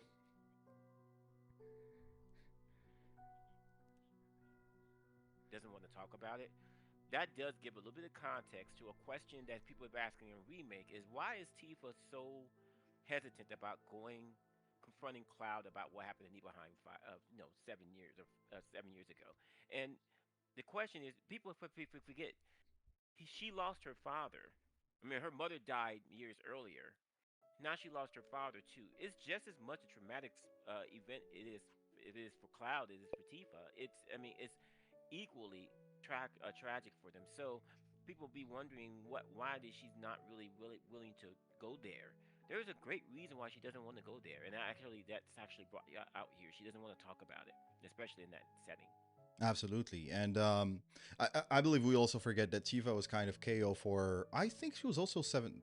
I don't want to spoil things, people probably coming from here. But she was kind of, um, she was not able to remember like at least a few days after the incident. And so her not knowing whether Cloud was there, wasn't there, whether everyone is dead or not, she has an uncertainty about her own memories. And so that is a very important part of it. Right, we're here. Feeling that other customers were overhearing their conversation. Okay, sorry, we already did that. Emilio then introduced the woman to Tifa. Her name was Lauren. She was the daughter of someone Emilio worked for, and he had come today as her bodyguard. Going to the slums could be, Tifa felt slightly disappointed at his prejudice, but wanted to make a good impression on the cafe, so she welcomed Lauren. Hello, and welcome to Seventh Heaven, she said. Lauren immediately asked if the famous butter cake was available. The butter cake had only been a menu item for a short time, but its ingredients were difficult to source consistently, so it had been reluctantly removed from the menu. Tifa apologized, but she noticed Emilio silently pleading, only with his facial expression from behind Lauren. So she agreed to make it just this once. Lauren reserved a pickup date, and then they left. Um, to give a little bit more of insight into this, well, just from what I remember, seeing my wife once again play Rebirth recently in the Junon chapter, which I believe is chapter 4. So Cloud and Tifa have this whole conversation in the first chapter where she's like, um, yeah, where were you in the Nibelheim incident? I'm not exactly sure how she phrases it, but she's basically trying to understand what the kind of situation was there because she's not sure of her own memories. And she asks him, where were you these last 5 years? Almost indirectly. And he's like, I can't tell you because that's a secret, of course. And he's like, well, I remember Sephiroth killing you because Sephiroth is toying with him. And she obviously shows him her scar. So this is how the conversation goes. And then in Junon, it seems that they're doing a bit better, so they kind of have another conversation. And so Tifa brings up Emilio and she says, do you remember Emilio, who was part of the kids group who we were playing with? And I believe Cloud says at the beginning, says no, and then she tells him something, and then that's where he goes, oh, right, I remember him now. But he didn't seem very sure about what he was saying, despite that being a multi-choice a single choice where you can select an option from the answers. And so later on in the conversation, he actually tells her, were you asking me about Emilio as a test once again to figure out where I was during these 5 years? And she brushes it off at first, but then afterwards she says, well, who am I kidding? Yeah, it might have been, or it was also a test or something like that. And it kind of, it brings some tension, but then Cloud also tells her we'll find time to talk, just the two of us later on. So I think that this was a great way. Again, you think about how these works are connected, and I can't find a better way than this. They're it's all very consistent, and it's really painting the picture of this universe with all this like I say, foreshadowing, but just elements from other works that tie into what we're seeing in Remake and Rebirth. This is why I feel that I'm actually very surprised that we're almost 2 months in from Dear Destiny being released, and I haven't seen anyone talk about it, very openly. I only see it on X and other spaces. Yeah, and the thing about it though is that I love the fact that Rebirth is doing a lot more to set up the live stream sequence that we're going to see in the third game versus the OG. They're really doing a good job of really setting it up, and so it flows naturally. Uh, because in the OG, Tifa is in the live stream, um, uh, and she's able to just be able to navigate it. And how the heck does she know how to do that? Well, obviously Rebirth does a great job of kind of setting that up since this wouldn't be her first time in the live stream sequence. Because remember at the very beginning, she's actually hearing the voices of the planet. She can hear the planet talking, sort of like how Erithus can hear the planet talking in the Temple of the Ancients. Yeah, And so I think that this is really kind of doing a good job of making that a nice continuous story there leading into the most famous scene in the entire game. totally agree. I think the along with tying into the compilation, I think also making sure that the story makes sense on its own. Because it's been Right. 30 years and they have so much time to write it and rewrite it now and think about it and come up with new ways of saying it while making sure that everything is clear and ties in very well. I think that really helps with the story, the way they're trying to tell it within the trilogy. Yeah. By the way, on my screen, you're still on the very, Oh, very top right. of the screen. I imagine. Okay. Sorry for that, guys. Let me um if there's someone who is very good at OBS, I can use some tips because I like both sound and screen keep just freezing and I have to restart them for some reason. So maybe it's my computer that is not able to handle this. But sorry for that. I'll keep refreshing as many times as possible. Right. Okay, let's move on. When Barrett asked about the two of them, Tifa briefly explained her relationship with Emilio in Lauren's request. Barrett said she should have refused. Of course, he remembered Tifa had said before that making the cake would occupy the oven and be troublesome. That was true, and it was also inconvenient, and she had to keep an eye on the oven. Hmm. When he tried to say more, Tifa said, "I know," her tone slightly sharp. He looked like he had said something wrong and quickly left. Seven Heaven's business hours are from noon to 11 p.m., divided into lunchtime, cafe time, and nighttime. Let me just move the music sound a bit down. Yeah, there you go. Originally, it only operated at night, but due to customer requests, it opened during the day as well. In the slums, there are few places with tables and chairs where people can sit and eat, so even with high prices, customers came. And also like how this ties into the Ever Crisis story that they show with Tifa and how she set up Seventh Heaven and all the cakes and whatnot, like the butter cake, whatever that she was selling before. The cafe time menu includes coffee, tea, and baked sweets such as cookies. Tifa used to bake the butter cake herself, but now Wedge searches for delicious treats. Recently, financiers? Yeah, sorry guys if I'm mispronouncing that. Is it financiers? Correct me here. But the financiers, yeah, Financiers, that's okay. what Jeff Epstein was. Okay, there you He's a go. financier. Didn't expect to bring that up today. Oh, yeah. Financiers from the Sector 5 slum have become. I mean, finance guy would be fine, but I didn't know that this. Because this really looks like a French word. Um, Yeah, I was gonna say. yeah. I was gonna poke fun at you, but oh Some my god, I didn't know romance the fast. word existed, but it's good to learn it. Financiers from the Sector 5 slum have become popular. About half of the seats are usually occupied. Cafe time is the period when Tifa can relax the most in the day. She decided to bake the butter cake during cafe time. Checked the recipe, reviewed the stock, wrote down that what was missing, and completed the preparations. I love how this also goes into her, it's a bit more laid back. It goes into her daily life as well. Jessie was supposed to come that day, but she had to return to her family because her mother had fallen ill. Jessie's invention, the JS filter, had become a reliable source of monthly income. Making the filters was also popular as home based work for people in the slums who couldn't work outside. I love how they're specifying how the filters were made. After closing the bar, Tifa returned home and took a shower. Lying on her bed past midnight, her thoughts drifted to Emilio. They had been friends for years, playing together almost every day since they were little, so seeing him again was naturally a joy. Yet Emilio's words, "You're alive, thank goodness," carried the weight of knowing what had happened in Nibelheim. Thinking about that, she couldn't stop the memories from rushing back. She knew everyone who had been killed, the houses were burned down. Her entire body trembled with grief, and anger and hatred filled her. Oh my god, look at how this sets up the everything we're seeing in Rebirth. It's amazing.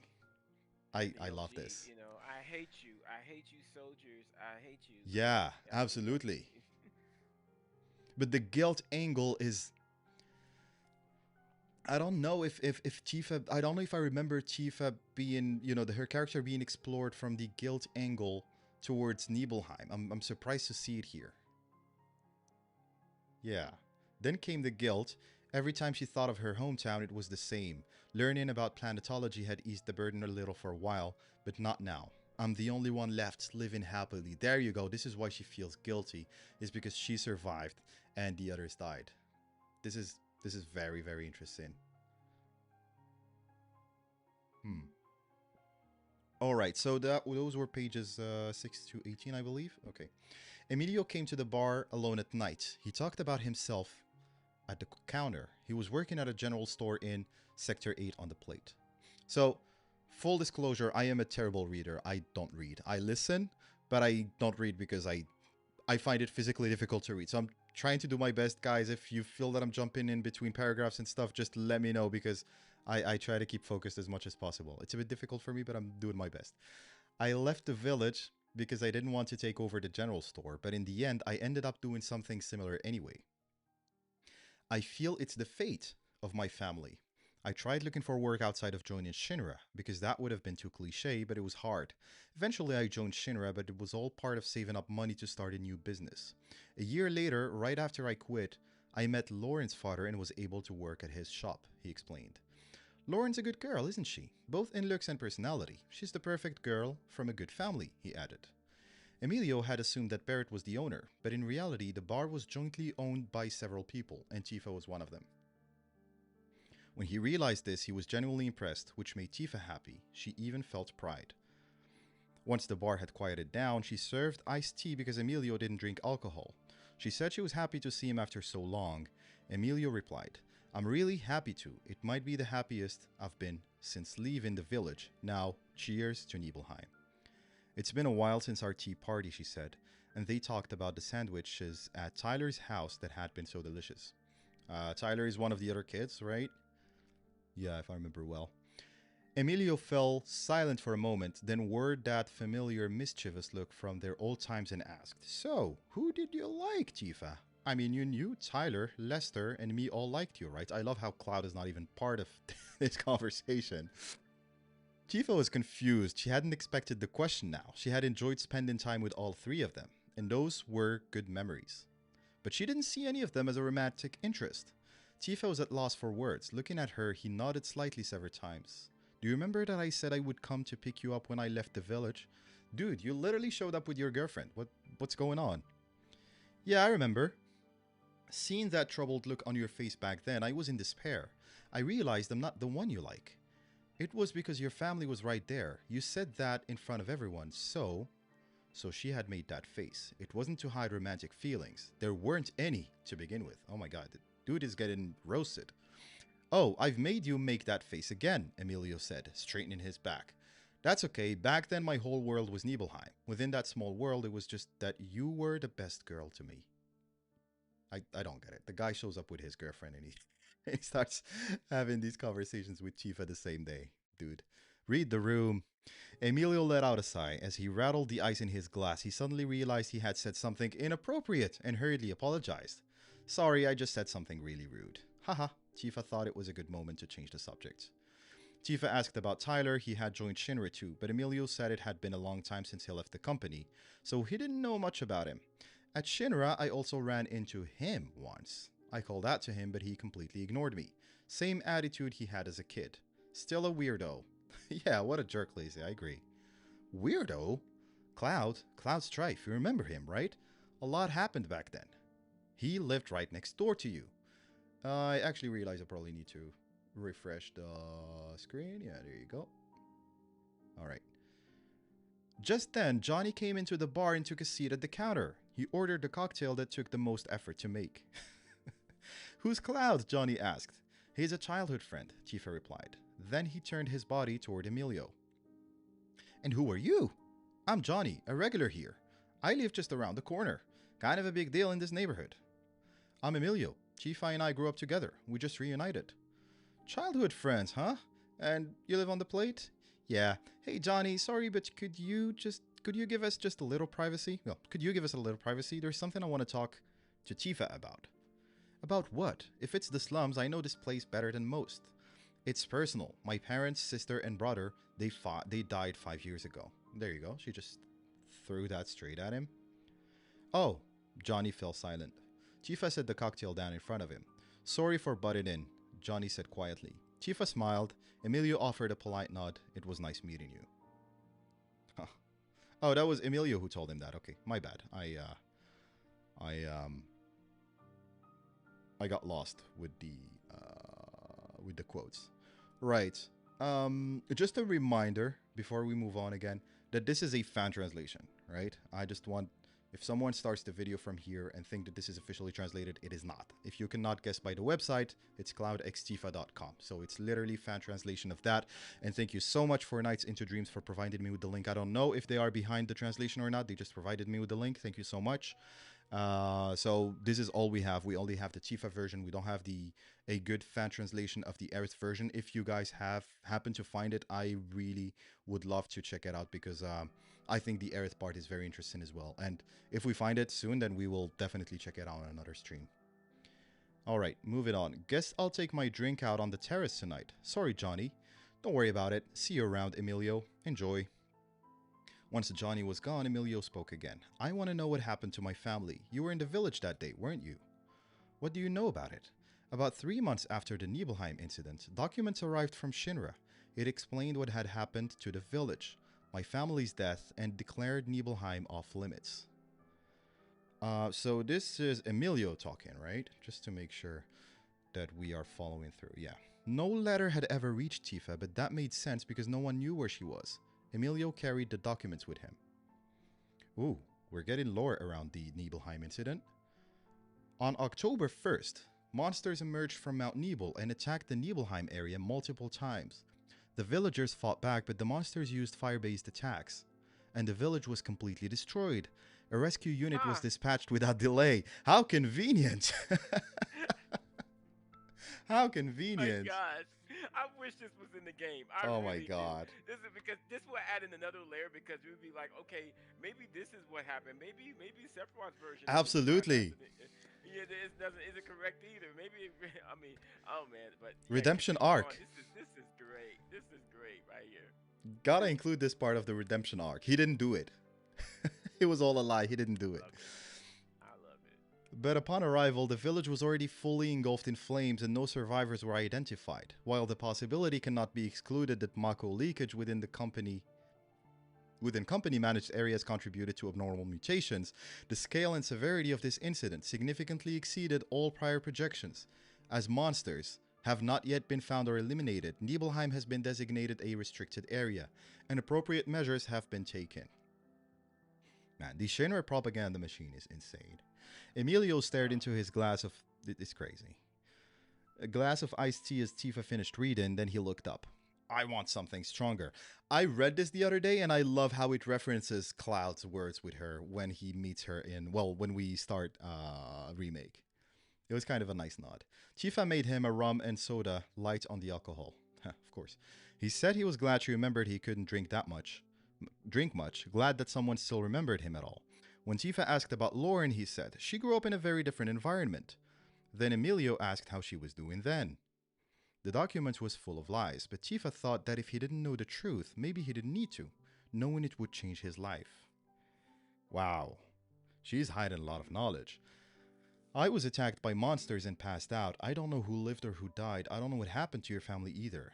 Half true, half a lie. I wonder what that reminds us of. Half-truths. The key word in Final Fantasy VII. And Bunke, you were talking about how this could have been included in the story. You know what this makes me think?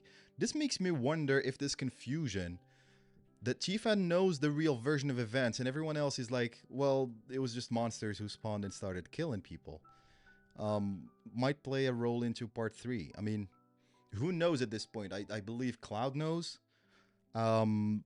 The rest of Avalanche, or, well, the party knows because they tell them in the Calm flashback or the Nibelheim flashback.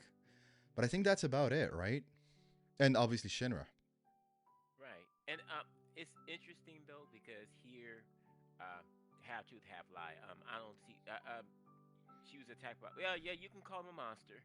So I mean, I guess that's the half truth part of it. I mean, but That's a I good mean, point. this is interesting. This is very interesting because, again, this gives so much context to why Tifa is just not really committal about telling Cloud what happened in the OG at the Northern Crater. This gives so much context, and obviously we're going to see that in part three. And so this is great. This is absolutely great. This is why I'm like, why are we not reading this? Why are we not talking about this? Like, this is very important lore for the whole trilogy. This is stuff that we should be consuming, that we should have been consuming in the past couple of months. Now, I'm aware people don't want to be spoiled in part three, but this is not really spoilers. You might get hints at what's going to happen, but and I'm aware that the whole preferences for character romance choices also plays into it. But I don't see the challenge with just literally taking something canon that has been released by the writer of the game and sitting down and discussing it. There's literally no problem with that. Anyways, I hope we do get the official version soon, and obviously also fan translated versions of Aerith if we don't have an official translation coming up soon. Right. After taking a sip of the lightly mixed rum and soda, he looked at Tifa with an expression that suggested he had made up his mind. Do you know about planetology? Yeah, a little. So he asked her, right? At that gathering, when I heard the preacher speak, I felt redeemed. My family returned to the planet. Thinking that I'll return there someday helps me to keep going. They and I live in different worlds now. Inside the planet and outside it. Inside the planet and outside it. But both are places where life continues, so I have to keep living in this world. I have to give my life meaning here. Man, look at this segment.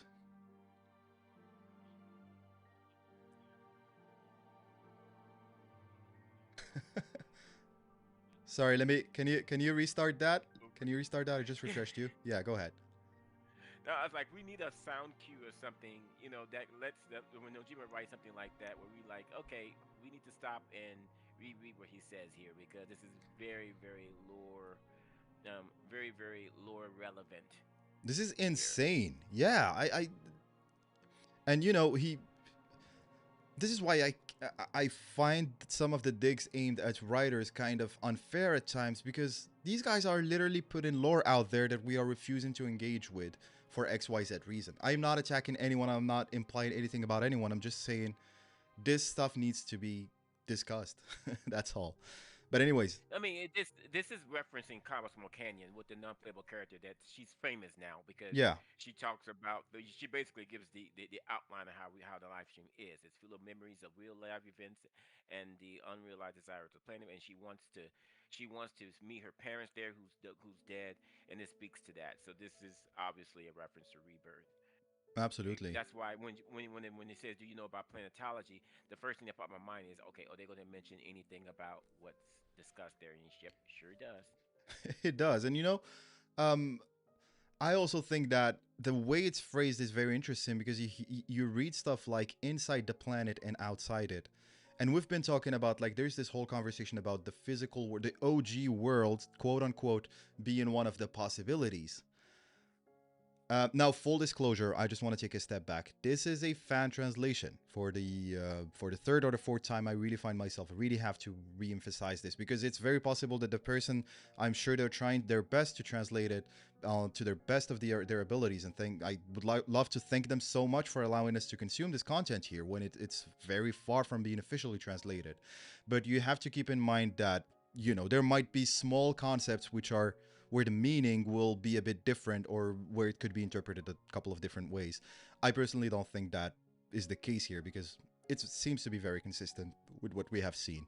And it seems that there is a good team working on this. So just full disclosure, right? And if anyone has any comments on this, any native speakers who would love to correct some things, I would absolutely love that. Just for us to have the proper information. But thank you so much once again to the team that put this together. Yeah, and I think it's also important to remember that in Rebirth, when it talks about reality, it is only mentioned in the singular. It's never mentioned in the plural. Mm, And so they mention it mentions about layers of reality, but it doesn't talk about realities like there's more than one reality on there. I mean, I think that that's something that again we should probably take at face value. And I think this is a very, if I really look at what it said here, This is a very good translation in my view, even though I don't obviously know Japanese, because it lines what it says on the way to a smile. The physical world is referred to as the surface, right? And then the what's going on in the live stream, that's like within the planet, like under like a layer, like underneath the layer. There are layers. Reality, the physical world is the surface. And here it talks about inside and outside the planet. That speaks to the same type of thinking. So I think this is a very accurate translation because it actually matches what it says on the way to a smile, which we that's from the horse's mouth. Absolutely. And just thank you so much, Lacey, once again for reminding me. Now I remember the person or the account who was working on this. It's Yoki. I believe I follow them on Twitter, on X. So thank you so much, Yoki, for this. I do remember reading that they were they did a great job in terms of making sure that everything is translated. And look at the amount of content we got translated within few weeks. It was, I believe, I'm already late looking at this. So thank you so much to Yoki for this, and to once again Nights into Dreams for sending me the link. um, what I like about this is, going back to it, is different worlds inside the planet and outside it are considered different worlds, and it's two worlds, but their nature is not the same. So we have been talking about whether the worlds are possibilities, again with what you just mentioned, the Cosmo Canyon NPC and all those distinctions. But when we hear world, I believe that we right away go to the assumption that the worlds are the same in nature. Just because we are talking about two different worlds, it means that both are either in the live stream or both are physical. Whereas if this is the way it's portrayed in the novel, it's kind of giving you an idea that a world does not necessarily mean that they will be the same in nature. A world could be interpreted as a physical reality, and then another world could be a continuity within the live stream. And I think this applies so well to the mechanics in Rebirth, as you said. I think it's so consistent with it.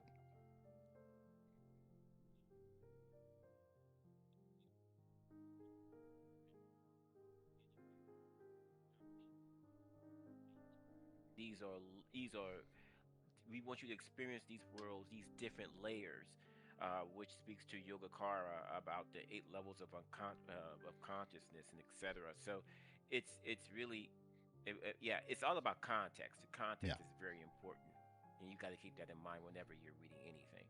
absolutely. And Roland, I agree that worlds could be hope, dreams, memories. And I agree with that. What I was trying to say is that it seems to me that world can also be understood as the physical reality here. It's as almost as if we're considering both life inside the planet and outside the planet to be the same thing.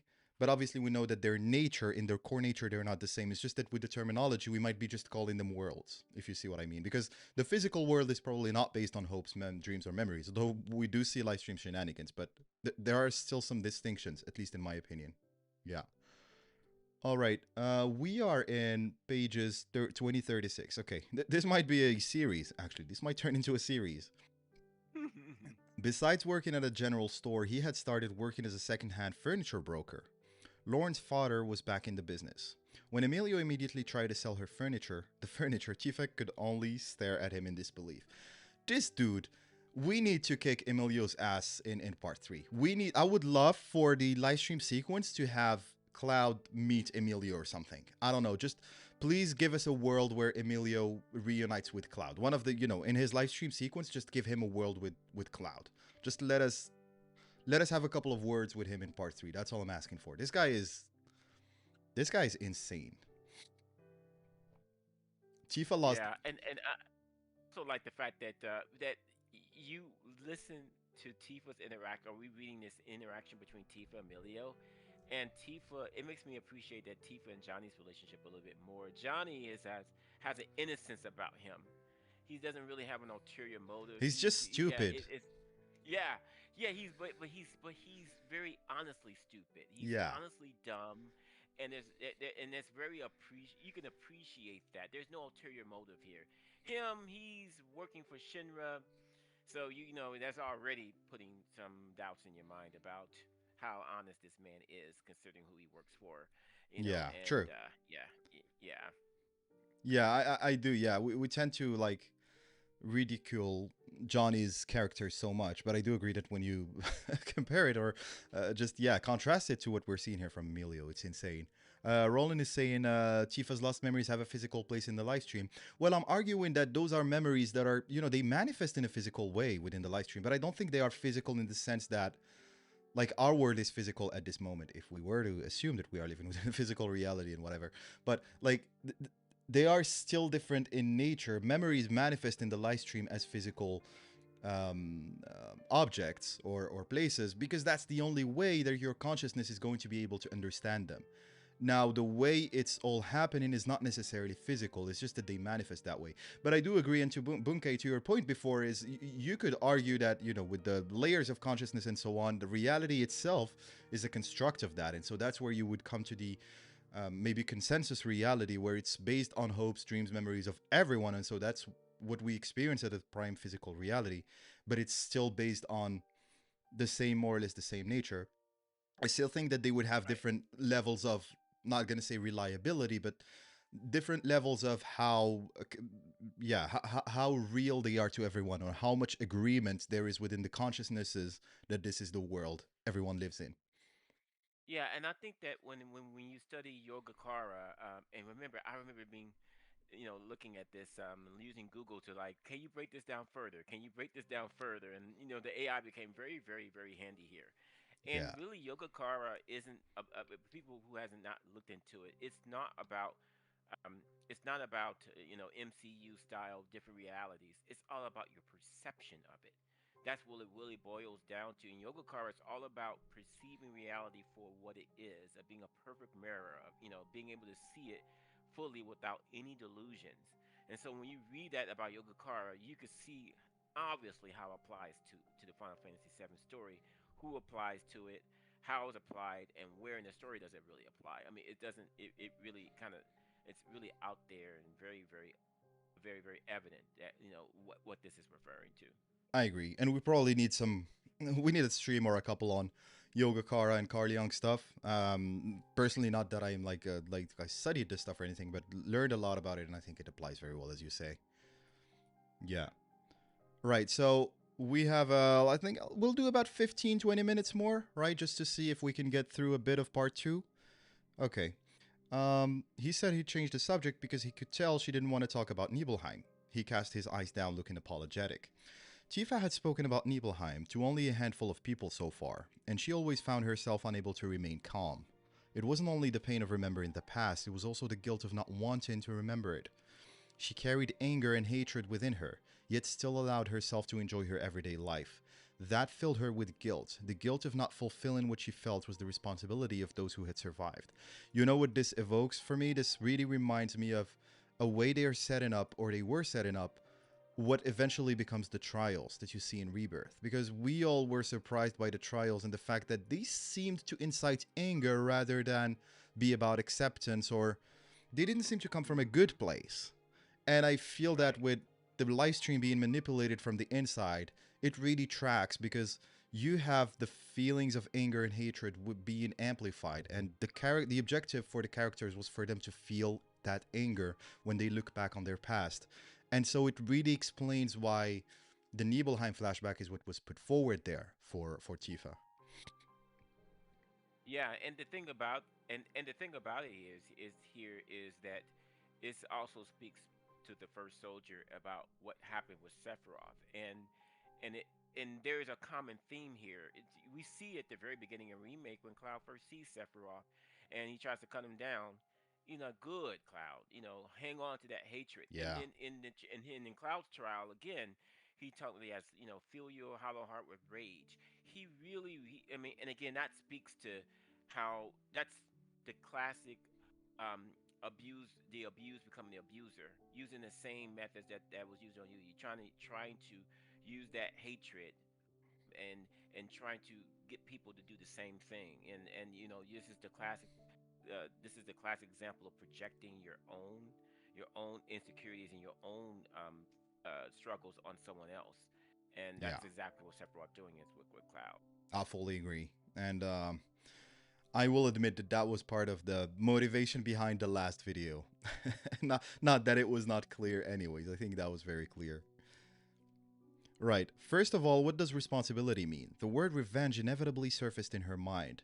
And if revenge was truly the answer, then against whom should it be taken? Sephiroth was supposed to have died in the incident, so the Shinra Company. While she had joined the anti Shinra group Avalanche, their goal was not revenge, but the protection of the planet's life. Fighting to protect the planet was not the same as fighting for revenge. Wow. This is a half truth, half lie, Yeah, because because and yes, they saying that it is for the protection of the planet they want, but especially in the case of Barrett, this is definitely about revenge. And I agree. looking here with Tifa, some of this is also revenge for what happened to her father, and that's the reason why I think she stayed in Avalanche, even though she doesn't approve of their methods. But it's just like it is the case with Barrett. Yeah, yeah. There is. I mean, she lost someone very close to her because of something that Shinra did, and this is the bind. This is the tragedy that binds her and Cloud and Barrett all together. You know what Absolutely. Shinra has done to their lives. Yeah. You know what this reminded me of is the fact that, again, going back, I really want to go back to the temple because the trials are very, very, very thematically linked to this. So they incite anger, but they don't just incite anger. They incite anger towards Shinra. And let me make my case. So Tifa, we get the Nibelheim flashback, which is, a soldier, a Shinra soldier doing that when the reactor and whatnot. Yuffie gets the Sonon stuff, and that was literally in the Shinra building. Barrett gets the reactor explosion and his village being burned due to Shinra. Who was it else? Aerith This, gets the death of her mother, obviously because Shinra literally tracked them down, and because they barely escaped from the Shinra building. The last one, this was the hint for me that this was about anger towards Shinra, hence humans for their acts. If you look at Red 13, I have a question. Why is Red 13's trial about Shinra and about being captured versus losing someone? So everyone's trials were about losing someone due to Shinra. But Red 13's trial could have been very easily about losing his mother, for example, or losing his tribe to the Gi, or, well, whatever happened back then within the Seto segments. However, his trial was about being captured by Shinra. He didn't lose anyone during that sequence, but it still reminded him of the pain that Shinra and that adjacently humans have inflicted on him. And this is why I still believe that the temple, while being the home of the Cetra, or being, at least made by the Cetra, had some sort of weird Black live stream interference with it. At the very least, whatever the Cetra wanted to show the party at the temple was being hijacked, at least at times, by Genova and or Sephiroth. This is I don't have factual stuff to prove it, but these are just hints that I'm getting through the trials of the party. I don't know if you agree with yeah, that. because when the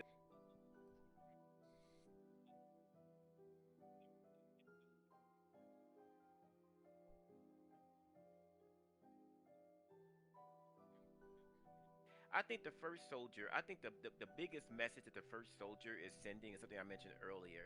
Genova was behind it all, including the formation of Shinra, because it accomplished so many things that benefit Genova. It bleeds the planet of Mako, so it's basically bleeding the planet dry. It created the soldier program where Sephiroth becomes her biological weapon that she uses against the world. I mean, when you look at the totality of it, it really paints the picture that that the formation of Shinra was something that Genoa was doing. I mean, I remember there was an old interview that I watched a couple of weeks ago with Nojima, where he was saying that President Shinra used to be a good-hearted engineer. Now that's far from what we saw of him in the Definitely. OG slash. Yeah, yeah. So it tells you, so it gives you an idea that how Genova has corrupted so many people along the way, going all the way back to President Shinra, and then obviously Hojo, because she uses Hojo to depict as an allusion to Sephiroth. Along with Lucretia, I mean, it really speaks that about how Genoa's influence has always been there, literally since the time she's arrived on Gaia, and that the Cetra being wiped out, the wars between the humans and the Cetra, and the Gi. all the way to the Wu Tai. All of this is not by happenstance. Uh, This is yeah. all planned. Yeah. I think, yeah, it plays back into who is the main villain of Final Fantasy VII, which is, Mm. an existential question for the story. But I believe that the lore of Remake and Rebirth and everything else that's been added since then, including the first soldier, has definitely tried to lean more into it being Genova rather than Sephiroth. Because Sephiroth, at the end of the day, was a human who got corrupted by Genova. So if you bring it down to that very basic sense.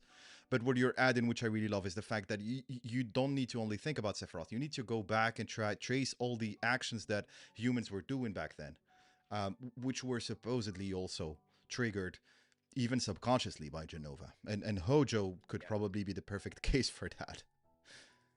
Yeah, because when you think about the first soldier with Bachman, how the heck did Bachman end up being basically a rogue A figure, copy. even though he has no Genova cells? That doesn't make sense. I'm still of the opinion that they could have a third part of the first soldier where they show us adult Sephiroth and we understand how Bachman ties into it. But yeah, that is something that I'm really waiting to have answers for as well. Yes, I can't wait. Right. Uh, so let's see how much we can finish, maybe before part two. So many emotions were tangled together inside her heart. A new customer entered the bar, and she felt relieved to have escaped from the sea of her thoughts. Yet that relief itself again became another source of guilt. As she shook the cocktail shaker, she noticed Emilio silently staring at the catalog. Before long, a tear fell onto its pages. Wow. Surprised, Tifa looked at him, and Emilio, hanging his head, spoke in a hoarse voice. He said that Nibelheim would not leave his mind that his younger brother had been too young to even speak. How painful and unbearably hot it must have been. He then collapsed forward onto the counter. After some time, Emilio stood up from his seat, saying that he would go on living in this reality. He prepared to leave. Wanting to ease his heart even little, Tifa told him to leave the furniture catalog behind. He took out a new one from his bag and told her to call the contact number written there if anything was needed. Then he left the bar.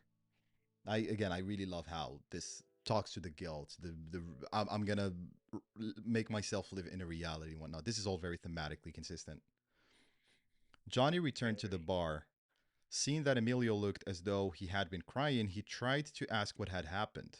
But Tifa told him not to dig too deeply into it. Johnny agreed, then asked about Tifa's hometown. His blunt, Mm. unreserved question made Tifa laugh. When she answered that it was Nibelheim, Johnny said he had never heard of such a village. Of course he didn't.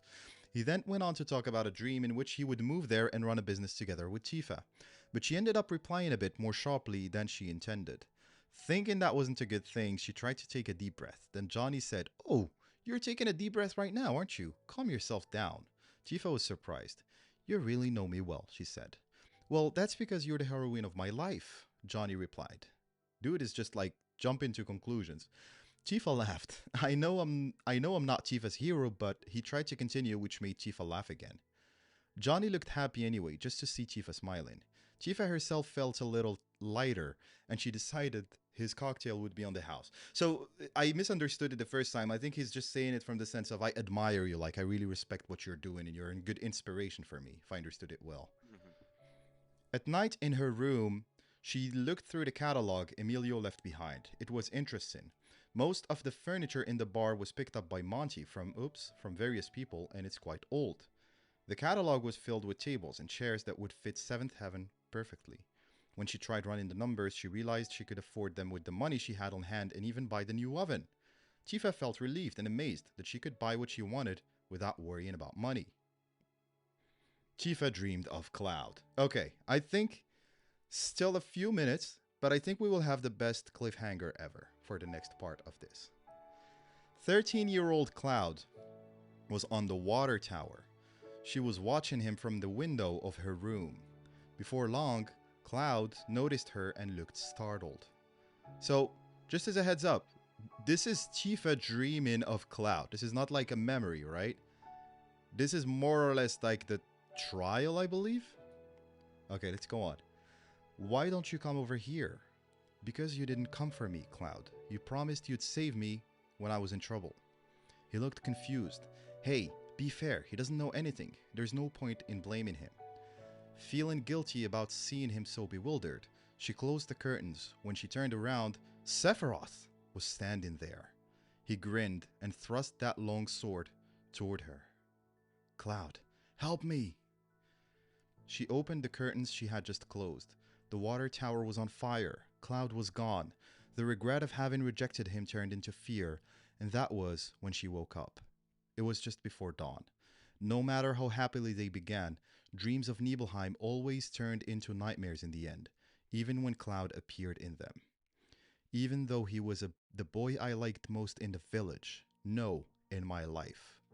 When they were young, Cloud lived next door, and their families were close, but as they grew older, translator's note, the original Japanese word means the age when children begin forming clear awareness and memories, usually around 4 or 5. But as they grew older, they drifted apart. And yet, the two of them fell on Mount Nebel and were stranded. Tifa couldn't remember why she had been there with him at the time, but after that, her father forbade her from seeing him. Tifa's strongest memory was the night they talked alone on the water tower beneath the starry sky. A boy with a beautiful face and somehow a shadow about him. A mean boy who ignored her, and yet a kind boy who went to find a missing cat for her. That Cloud shared his dream with her, and only her. A childish dream of becoming like the hero Sephiroth. The sort of dream boys his age all probably had.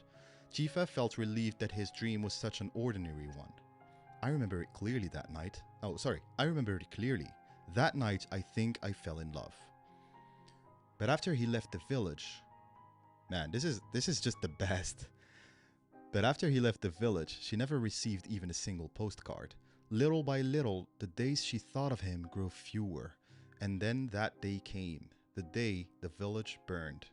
Sephiroth, the hero Cloud once admired, had a truly beautiful face. Even in that very moment when he tried to kill me. Remember in that moment, Tifa shuddered. Wow. I have no better place to stop it than here. This is the best. I have no idea how the pacing managed to just solve itself, but this is the best cliffhanger for the next part. I'm sorry guys, we can't go on because we have to keep the cliffhanger here. This is insanely good. This is absolutely good. So I have two questions. One is this interesting of Tifa dreaming of Cloud. So Yeah. will we see this in the live stream sequence? Because this will be an interesting part A, part B. We obviously going to see Cloud dreaming of Tifa, but now we have Tifa dreaming of Cloud, and we see things again, looking at the same story from a different perspective, and it'll be really interesting because um to I never really thought that she might have nightmares about her being nearly killed by Sephiroth. It's one of those things where it's so obvious that you can actually miss it. Yes, I would expect her to have nightmares about her nearly being sliced in half by the man that Cloud viewed as a hero once. Yeah. And Wow. I'm bouncing back on that. It seems that they are linked. The vision she has or the dream she has of Cloud, all of a sudden there is always Sephiroth around. And you know what this reminds me of? Now, really just jump into stuff here and we might need to process it a bit more before making these conclusions. But if we consider the Aerith dream, the one that we see in Mhm. chapter 14, Cloud is there, but Sephiroth is always around. And this is such an important one, such a big aspect of people interacting with Cloud. You are interacting with Cloud, but like know or be aware that Sephiroth, if you are interacting with Cloud, Sephiroth is always around, just in a symbolic way at the very least. Right, right, and I honestly think that this will be very interesting because again, of course, Cloud.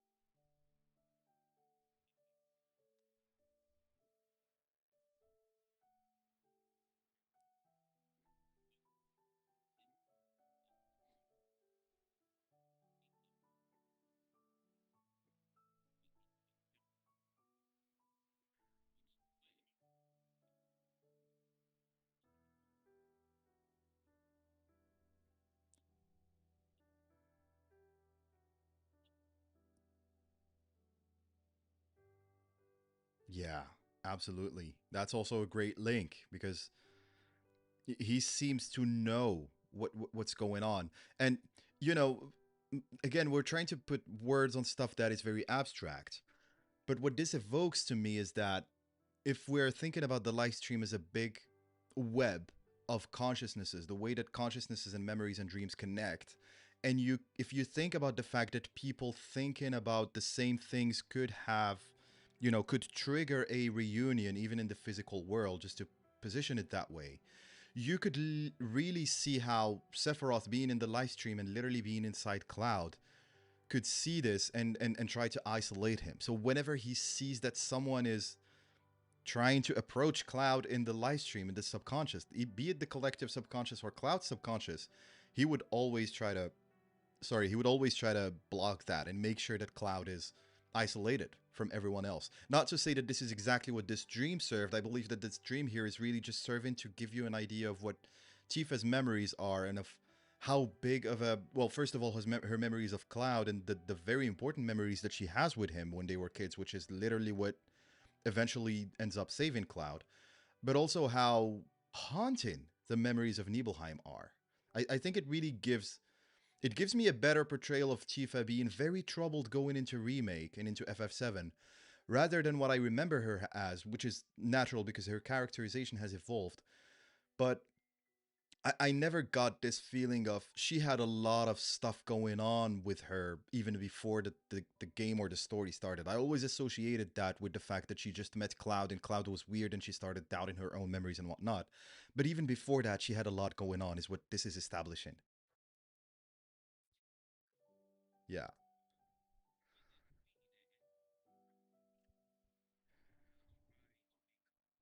Her memories, because to your point, she does not really remember what all happened there, and so since she does not have memory, she couldn't tell Cloud what happened after she got nearly sliced in half. I'm I'm very intrigued by that idea because I think making Tifa and Cloud doubt each other's versions is something he has been working on since the beginning of Rebirth. And Right. so he And is playing that too much. yeah, yeah, and this is again. Now, what I want to see is whether or not a this another attempt by Sephiroth? In other words, what we see Sephiroth do at the in the OG, is that going to be replicated in part three, or is going to be a new idea they're kind of bringing in? Um, but, for example, in the OG, he never doubted whether that Tifa may not be who she says she is. That's something that's unique to Rebirth, but they could combine the two in the next one where he's doubting both of them. He's like, yeah, I killed you, and you're not real. Yeah. And we spoke about it offline once again, but I think that what we miss as players who have played DOG, which we miss when playing Rebirth, is that we really miss the point of the first chapter. The first chapter Mm, serves the purpose of, but let me bring it up here just so that we have it maybe visually in front of us. The first chapter serves the purpose of, I'm talking about the Nibelheim flashback, not the Zack sequences. It really wants to make you, as a new player, doubt everything you thought you knew about Remake when it comes to the backstories of characters. So you have, so first of all, you have Tifa telling the story of, as far as I'm concerned, Cloud was never in Nibelheim, and you're like, mm, who the hell is this guy? Where was he? Well, he's having weird glitches and whatnot. So, what is really his backstory? And then you have Sephiroth killing Tifa. Well, what it looks like the fact that he killed her, and then later taunting Cloud and going, "Who is she? Do you know this woman? She's clearly toying with you. Just be." He tells him actually is a more accurate localization. He says, "Just be careful. You shouldn't trust her." Rather than, "Who is she or what is she?" Which isn't not too far off. And not only that, but the other tension point. So it's really, the Nibelheim Trinity, I believe is what it's labeled: Cloud, Sephiroth, and Tifa. You add to that the fact that everyone thinks Sephiroth has been dead for 5 years. So you have the real the life of Sephiroth being put into doubt. You have the past of Cloud being put into doubt, and you have the life or the survival of Tifa being put into doubt.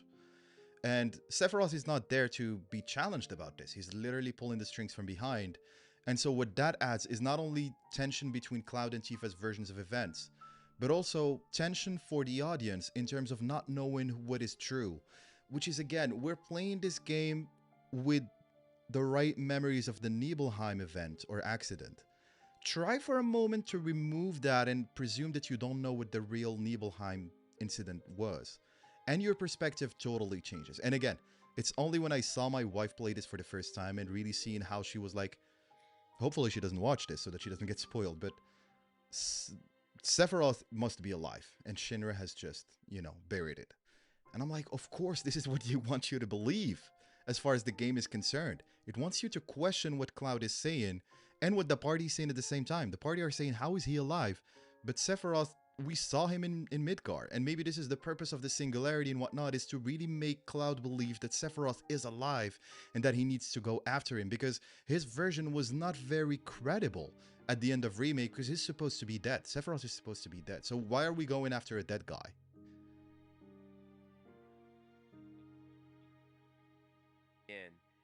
And here's the thing, though, is that remember the Sixth Sense? I see dead people. Yeah, It's one of those things. I wouldn't be surprised if someone who's playing this for the first time that's never played the original might think they think it's Cloud that's dead. absolutely. If Or it's he's like not real. it's like yeah, yeah, and so that's something that I didn't really think of until just a minute ago. I'm like, wait a minute, people seeing Cloud wake up in other worlds and everything, they might be assuming, wait a minute, maybe it's Cloud that's dead, and that's how, and he was never in Nibelheim. And and it's Tifa and Sephiroth, they're alive, but Cloud is dead. Or is it, or again, is it Tifa that's dead, or is it Sephiroth that's dead? That's what Shinra's reported. But Shinra's obviously is being shaped as someone that's propaganda. Even though in this case actually they were telling the truth about Sephiroth. But again, based on what they're actually, but based on their on how manipulative and how propaganda, how much propaganda they release, Yeah. you can't trust anybody. Everybody has something about them that doesn't add up. And there is there is commentary from Barrett and Aerith on that. There's an exchange where you spoke about it, that Shinra basically distorting the truth, and Aerith saying, "Well, I believe in that. Does that mean I'm stupid or whatever?" But it's an actual point. But you know what you reminded me of people believing that Cloud is dead. Well, for a moment here, the party doesn't know where Cloud is. For example, Yeah, this is not to make a yeah, direct correlation between this and that. Is what is fact, what is fiction? Exactly, Lacey. It's just to remind. This says, well, this is French. It says, where is Cloud? And in English says the same. But there is this whole unreliability about Cloud's backstory, and the guy literally disappears at times. And they might be like, how are we supposed to know that this guy is just not Sephiroth taking Cloud's dead body and using it like he uses glands? For yeah. example, just to give you, and this might be one for the audience who don't know the story. If you're someone who doesn't know the story and you're seeing Glenn's body being used by Genova Sephiroth, you might infer that from the last chapter. Then you might be like, well, why wouldn't Cloud just be the exact same thing? Especially when the rug pull happens and it's revealed that Cloud was not there, supposedly in Nibelheim. So these are all tension points that I think are very, very, very important to keep in mind when we think about this meta narrative. We just gloss over and we forget everything that the story is really about, that they are rewriting to set up in a better way to experience it if you don't know the story. My advice is really, and it's really something for myself as well to do because I haven't done it yet for the full thing, is to go back and watch lines of dialogue, read them not from a meta commentary lens, not from the lens of I have played this game 30 years ago. What is it trying to tell me with you won't see the truth with such clouded eyes. Let us look at that sentence for what it is at face value if you're someone who's just discovering the game. And I think it gives you a totally new perspective. I agree. I think that again, one has to remember that they're Nojima is two steps ahead of you. For those of us who have played the OG, be mindful that Nojima can use that as a way of trapping you into you thinking a certain thing, and he's like, nope, that's not what I was talking about. Again, going back to what I was saying earlier about fate and destiny, and heck, even what you this is even gonna be explained to Aerith, because again, did Aerith really die? Because I mean, this is Cloud the Unreliable Narrator. I mean, did he save her or didn't he? I mean, You don't know. and actually, yeah, you really don't know. And actually, this plays into OG if you really take it, because even in the OG, it's very very clear what happened to her. But in the back of your mind, for the rest of the game, you're thinking, perhaps we'll get her back some Absolutely. way, somehow we're going to get her back, and they're actually leaning into that feeling that maybe we'll that there's some way of saving her, and they're actually using that. And I think this is a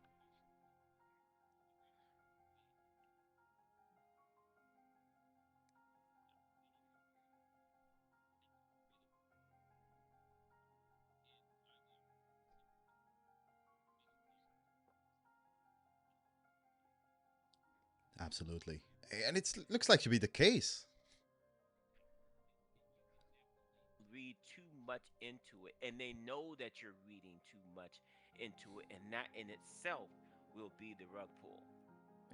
And it yeah, if we were to think about a plot twist that would work for both OG players and new players, I think that angle is and Nojima is absolutely amazing at subverting expectations and like making you think something and then pulling the rug from underneath you and making you realize that you were looking at the wrong. You might have had a version of the truth, but not everything, because the Nibelheim incident is literally a half truth. Again, going back to Right. that.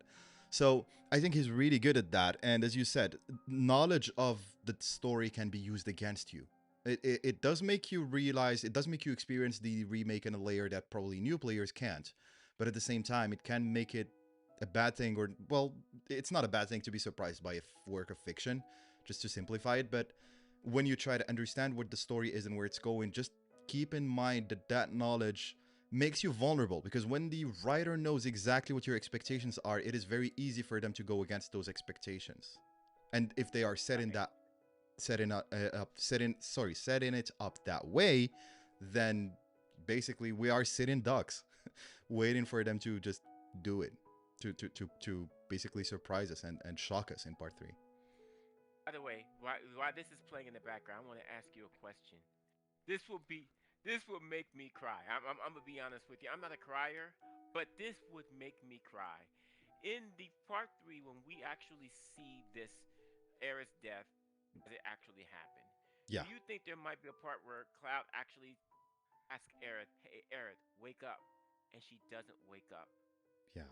It's That would just tear you. That would tear me apart. I mean, you think about it. The Aerith theme is playing in the background, and you hear Cloud say, "Aerith, wake up," and she doesn't wake up. And I'm like, man, that would be so. That would just be. That would man. just be peak I, cinema. I agree. I feel like, this is, and another way they could do this is if they decide to just show you again everything that we missed or everything that we were shown from an unreliable perspective, rather than now showing it from the actual version of truth that happened. They could literally show you that and tell you that he told her wake up and she didn't, or that, Yeah. obviously the blood and everything there, there are a lot of different ways they could do that. And it's just the Nibelheim incident all over again. That's the way it was portrayed, is that you had a version of it. You had flashback 1 and flashback 2, and flashback 2 literally corrected your perspective, which was biased from flashback 1 because you didn't have all the facts. I And think to it's just answer that, very no, consistent. when Tony's actually asked in the chat, does it matter whether she died or not? It does matter, Oh, of because course. Cloud cannot heal. He cannot become whole if he does not understand what happens to him. I mean, he is suppressing literally three different deaths. He is suppressing Aerith's death, he is suppressing Zack's death, and he's suppressing his mother's death to a point. I mean, because you hear the words, but you don't see. But that's something that we talked about off stream. But he was there when his mom died, Yeah, because Sephiroth talks about that. So, but you don't see that reflected anywhere. Just like you don't see Zack's last stand as it truly happened, and you only see glimpses of Aerith's death in Rebirth. But he has to acknowledge what has happened in the past, and to him, or else he cannot heal. I mean, that's the very first step in the grieving process is denial. He is absolutely in denial, and he cannot remain that way. He can If he remains in denial, then the world is doomed. Because basically, what Remake is really saying is, if he does not get past this, he cannot become the man that saves the world not once but twice. Absolutely. And to wrap it up, to add to your point here, I will just say that yes, they can communicate across worlds, but this is not going to end up in a way that suggests it is fine. Everyone is in the same level of existence, be it in the live stream or in the physical world. You can't be living in the physical world and literally live in a dream at the same time. If you go back to Advent Children, and you look at some of the lines of dialogue, for example, Tifa telling Cloud, is it going to be us or a memory? And this is Mm. really a very important point that you can understand that people like that Aerith and Zack, for example, are still there and help you, and like they're well, that Zack's legacy, for example, was a very big and important element of your journey. And you can still feel sad about it or feel that you saved Aerith or whatever. But the truth of the matter is that there is still a life to be lived at the end of the day. And hiding behind memories to not be able to stand up to that real life is a bit of a problem. Is something that you will not be able to. You can't live that way for your whole life, essentially. Yeah, the whole, and I'm not sorry. Just to answer, I'm not assuming that it happens in Cloud's mind. Yeah, well, yeah. I mean, Tony, I think it's very fair questions that you're raising in the sense that the party saw that he was physically gone, but you have to keep in mind that if we accept that he physically left the Beagle world and went to whatever the Edge of Creation is, it means that in the end of the OG, he also left physically to the Edge of Creation, which is not the case. His spirit or his consciousness left to the Edge of Creation at the end of the OG. So again, this can go for a very long time, but I just wanted to bring that up. And it's very good questions. I think we can definitely discuss it in detail. But just to keep this in mind, that we do have a literal depiction of his consciousness traveling from his body in the OG. So we do know that the Edge of Creation is more spiritual than physical. If anything, him disappearing from the world where the party is should just make you question the world where the party is, rather than the.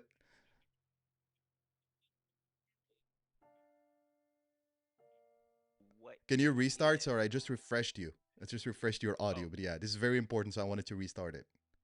yeah. I just yeah. Yogacara is all about perceiving reality for what it is, not for what you want it to be. And Yogacara is all about getting rid of the delusions Yeah, from that will keep you from seeing what's actually there. So when you put that against what's going on with Cloud, it becomes very, very unlikely that that it's a case where maybe Aerith lived, and no, it. I think that it's Cloud needs to accept what has happened, and that. I mean, we could talk about this for 5 hours, but I would like to end it by saying this: if you change something such as pivotal as Aerith's death, obviously that changes the entire story, and people, and that goes into what we talked about at the very beginning about Advent Children. If you retcon Advent Children, then you're denying Cloud's healing and becoming his whole self and his whole story arc that literally started with Crisis Core all the way down. That completely discombobulates all of that. So I was just saying that we have to look at the story in its totality, literally from Crisis Core down through Advent Children. There's a story being told about Cloud's life, and we cut that short if we're trying to short circuit it by saying that, oh, maybe that things would be different this time. That's not, in fact, Katase said it. That's not what we were trying to do here. We were not trying to make this story to something that doesn't add up to Advent Children in the end. That's literally what he said. So I think that we should take them at their word. And again, going back to Yogakara, this is all about looking at what has happened and really seeing for what life is, not for what you want it to be necessarily. absolutely. And I'm seeing a comment here from Lacey, and I couldn't have phrased it better to wrap it up.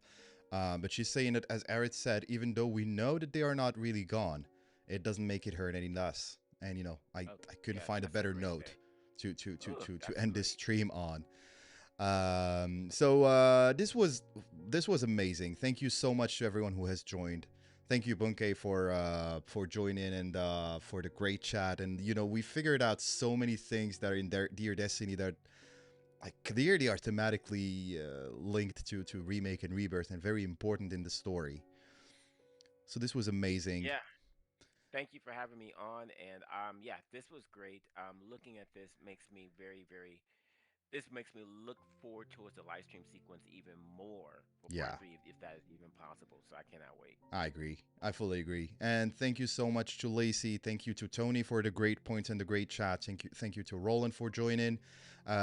Joseph, Joe again for the super chat and for contributing as well. Josh, thank you so much. Hopefully I'm not missing anyone. I believe those are the comments or people. Well, thank you again if you just tuned in and did not necessarily chat. It's great to have you here. Really happy to have you guys around and to chat FF7 as always. Trying to do this every Saturday. But we have stuff to finish in Dear Destiny now. We have committed to this thing. So, and we have a big cliffhanger that we left there. So we need to go through with this thing. Again, I'm sorry to remind of this, but if you have a chance to help our friend Schrodinger's baby seal, that would be amazing, guys.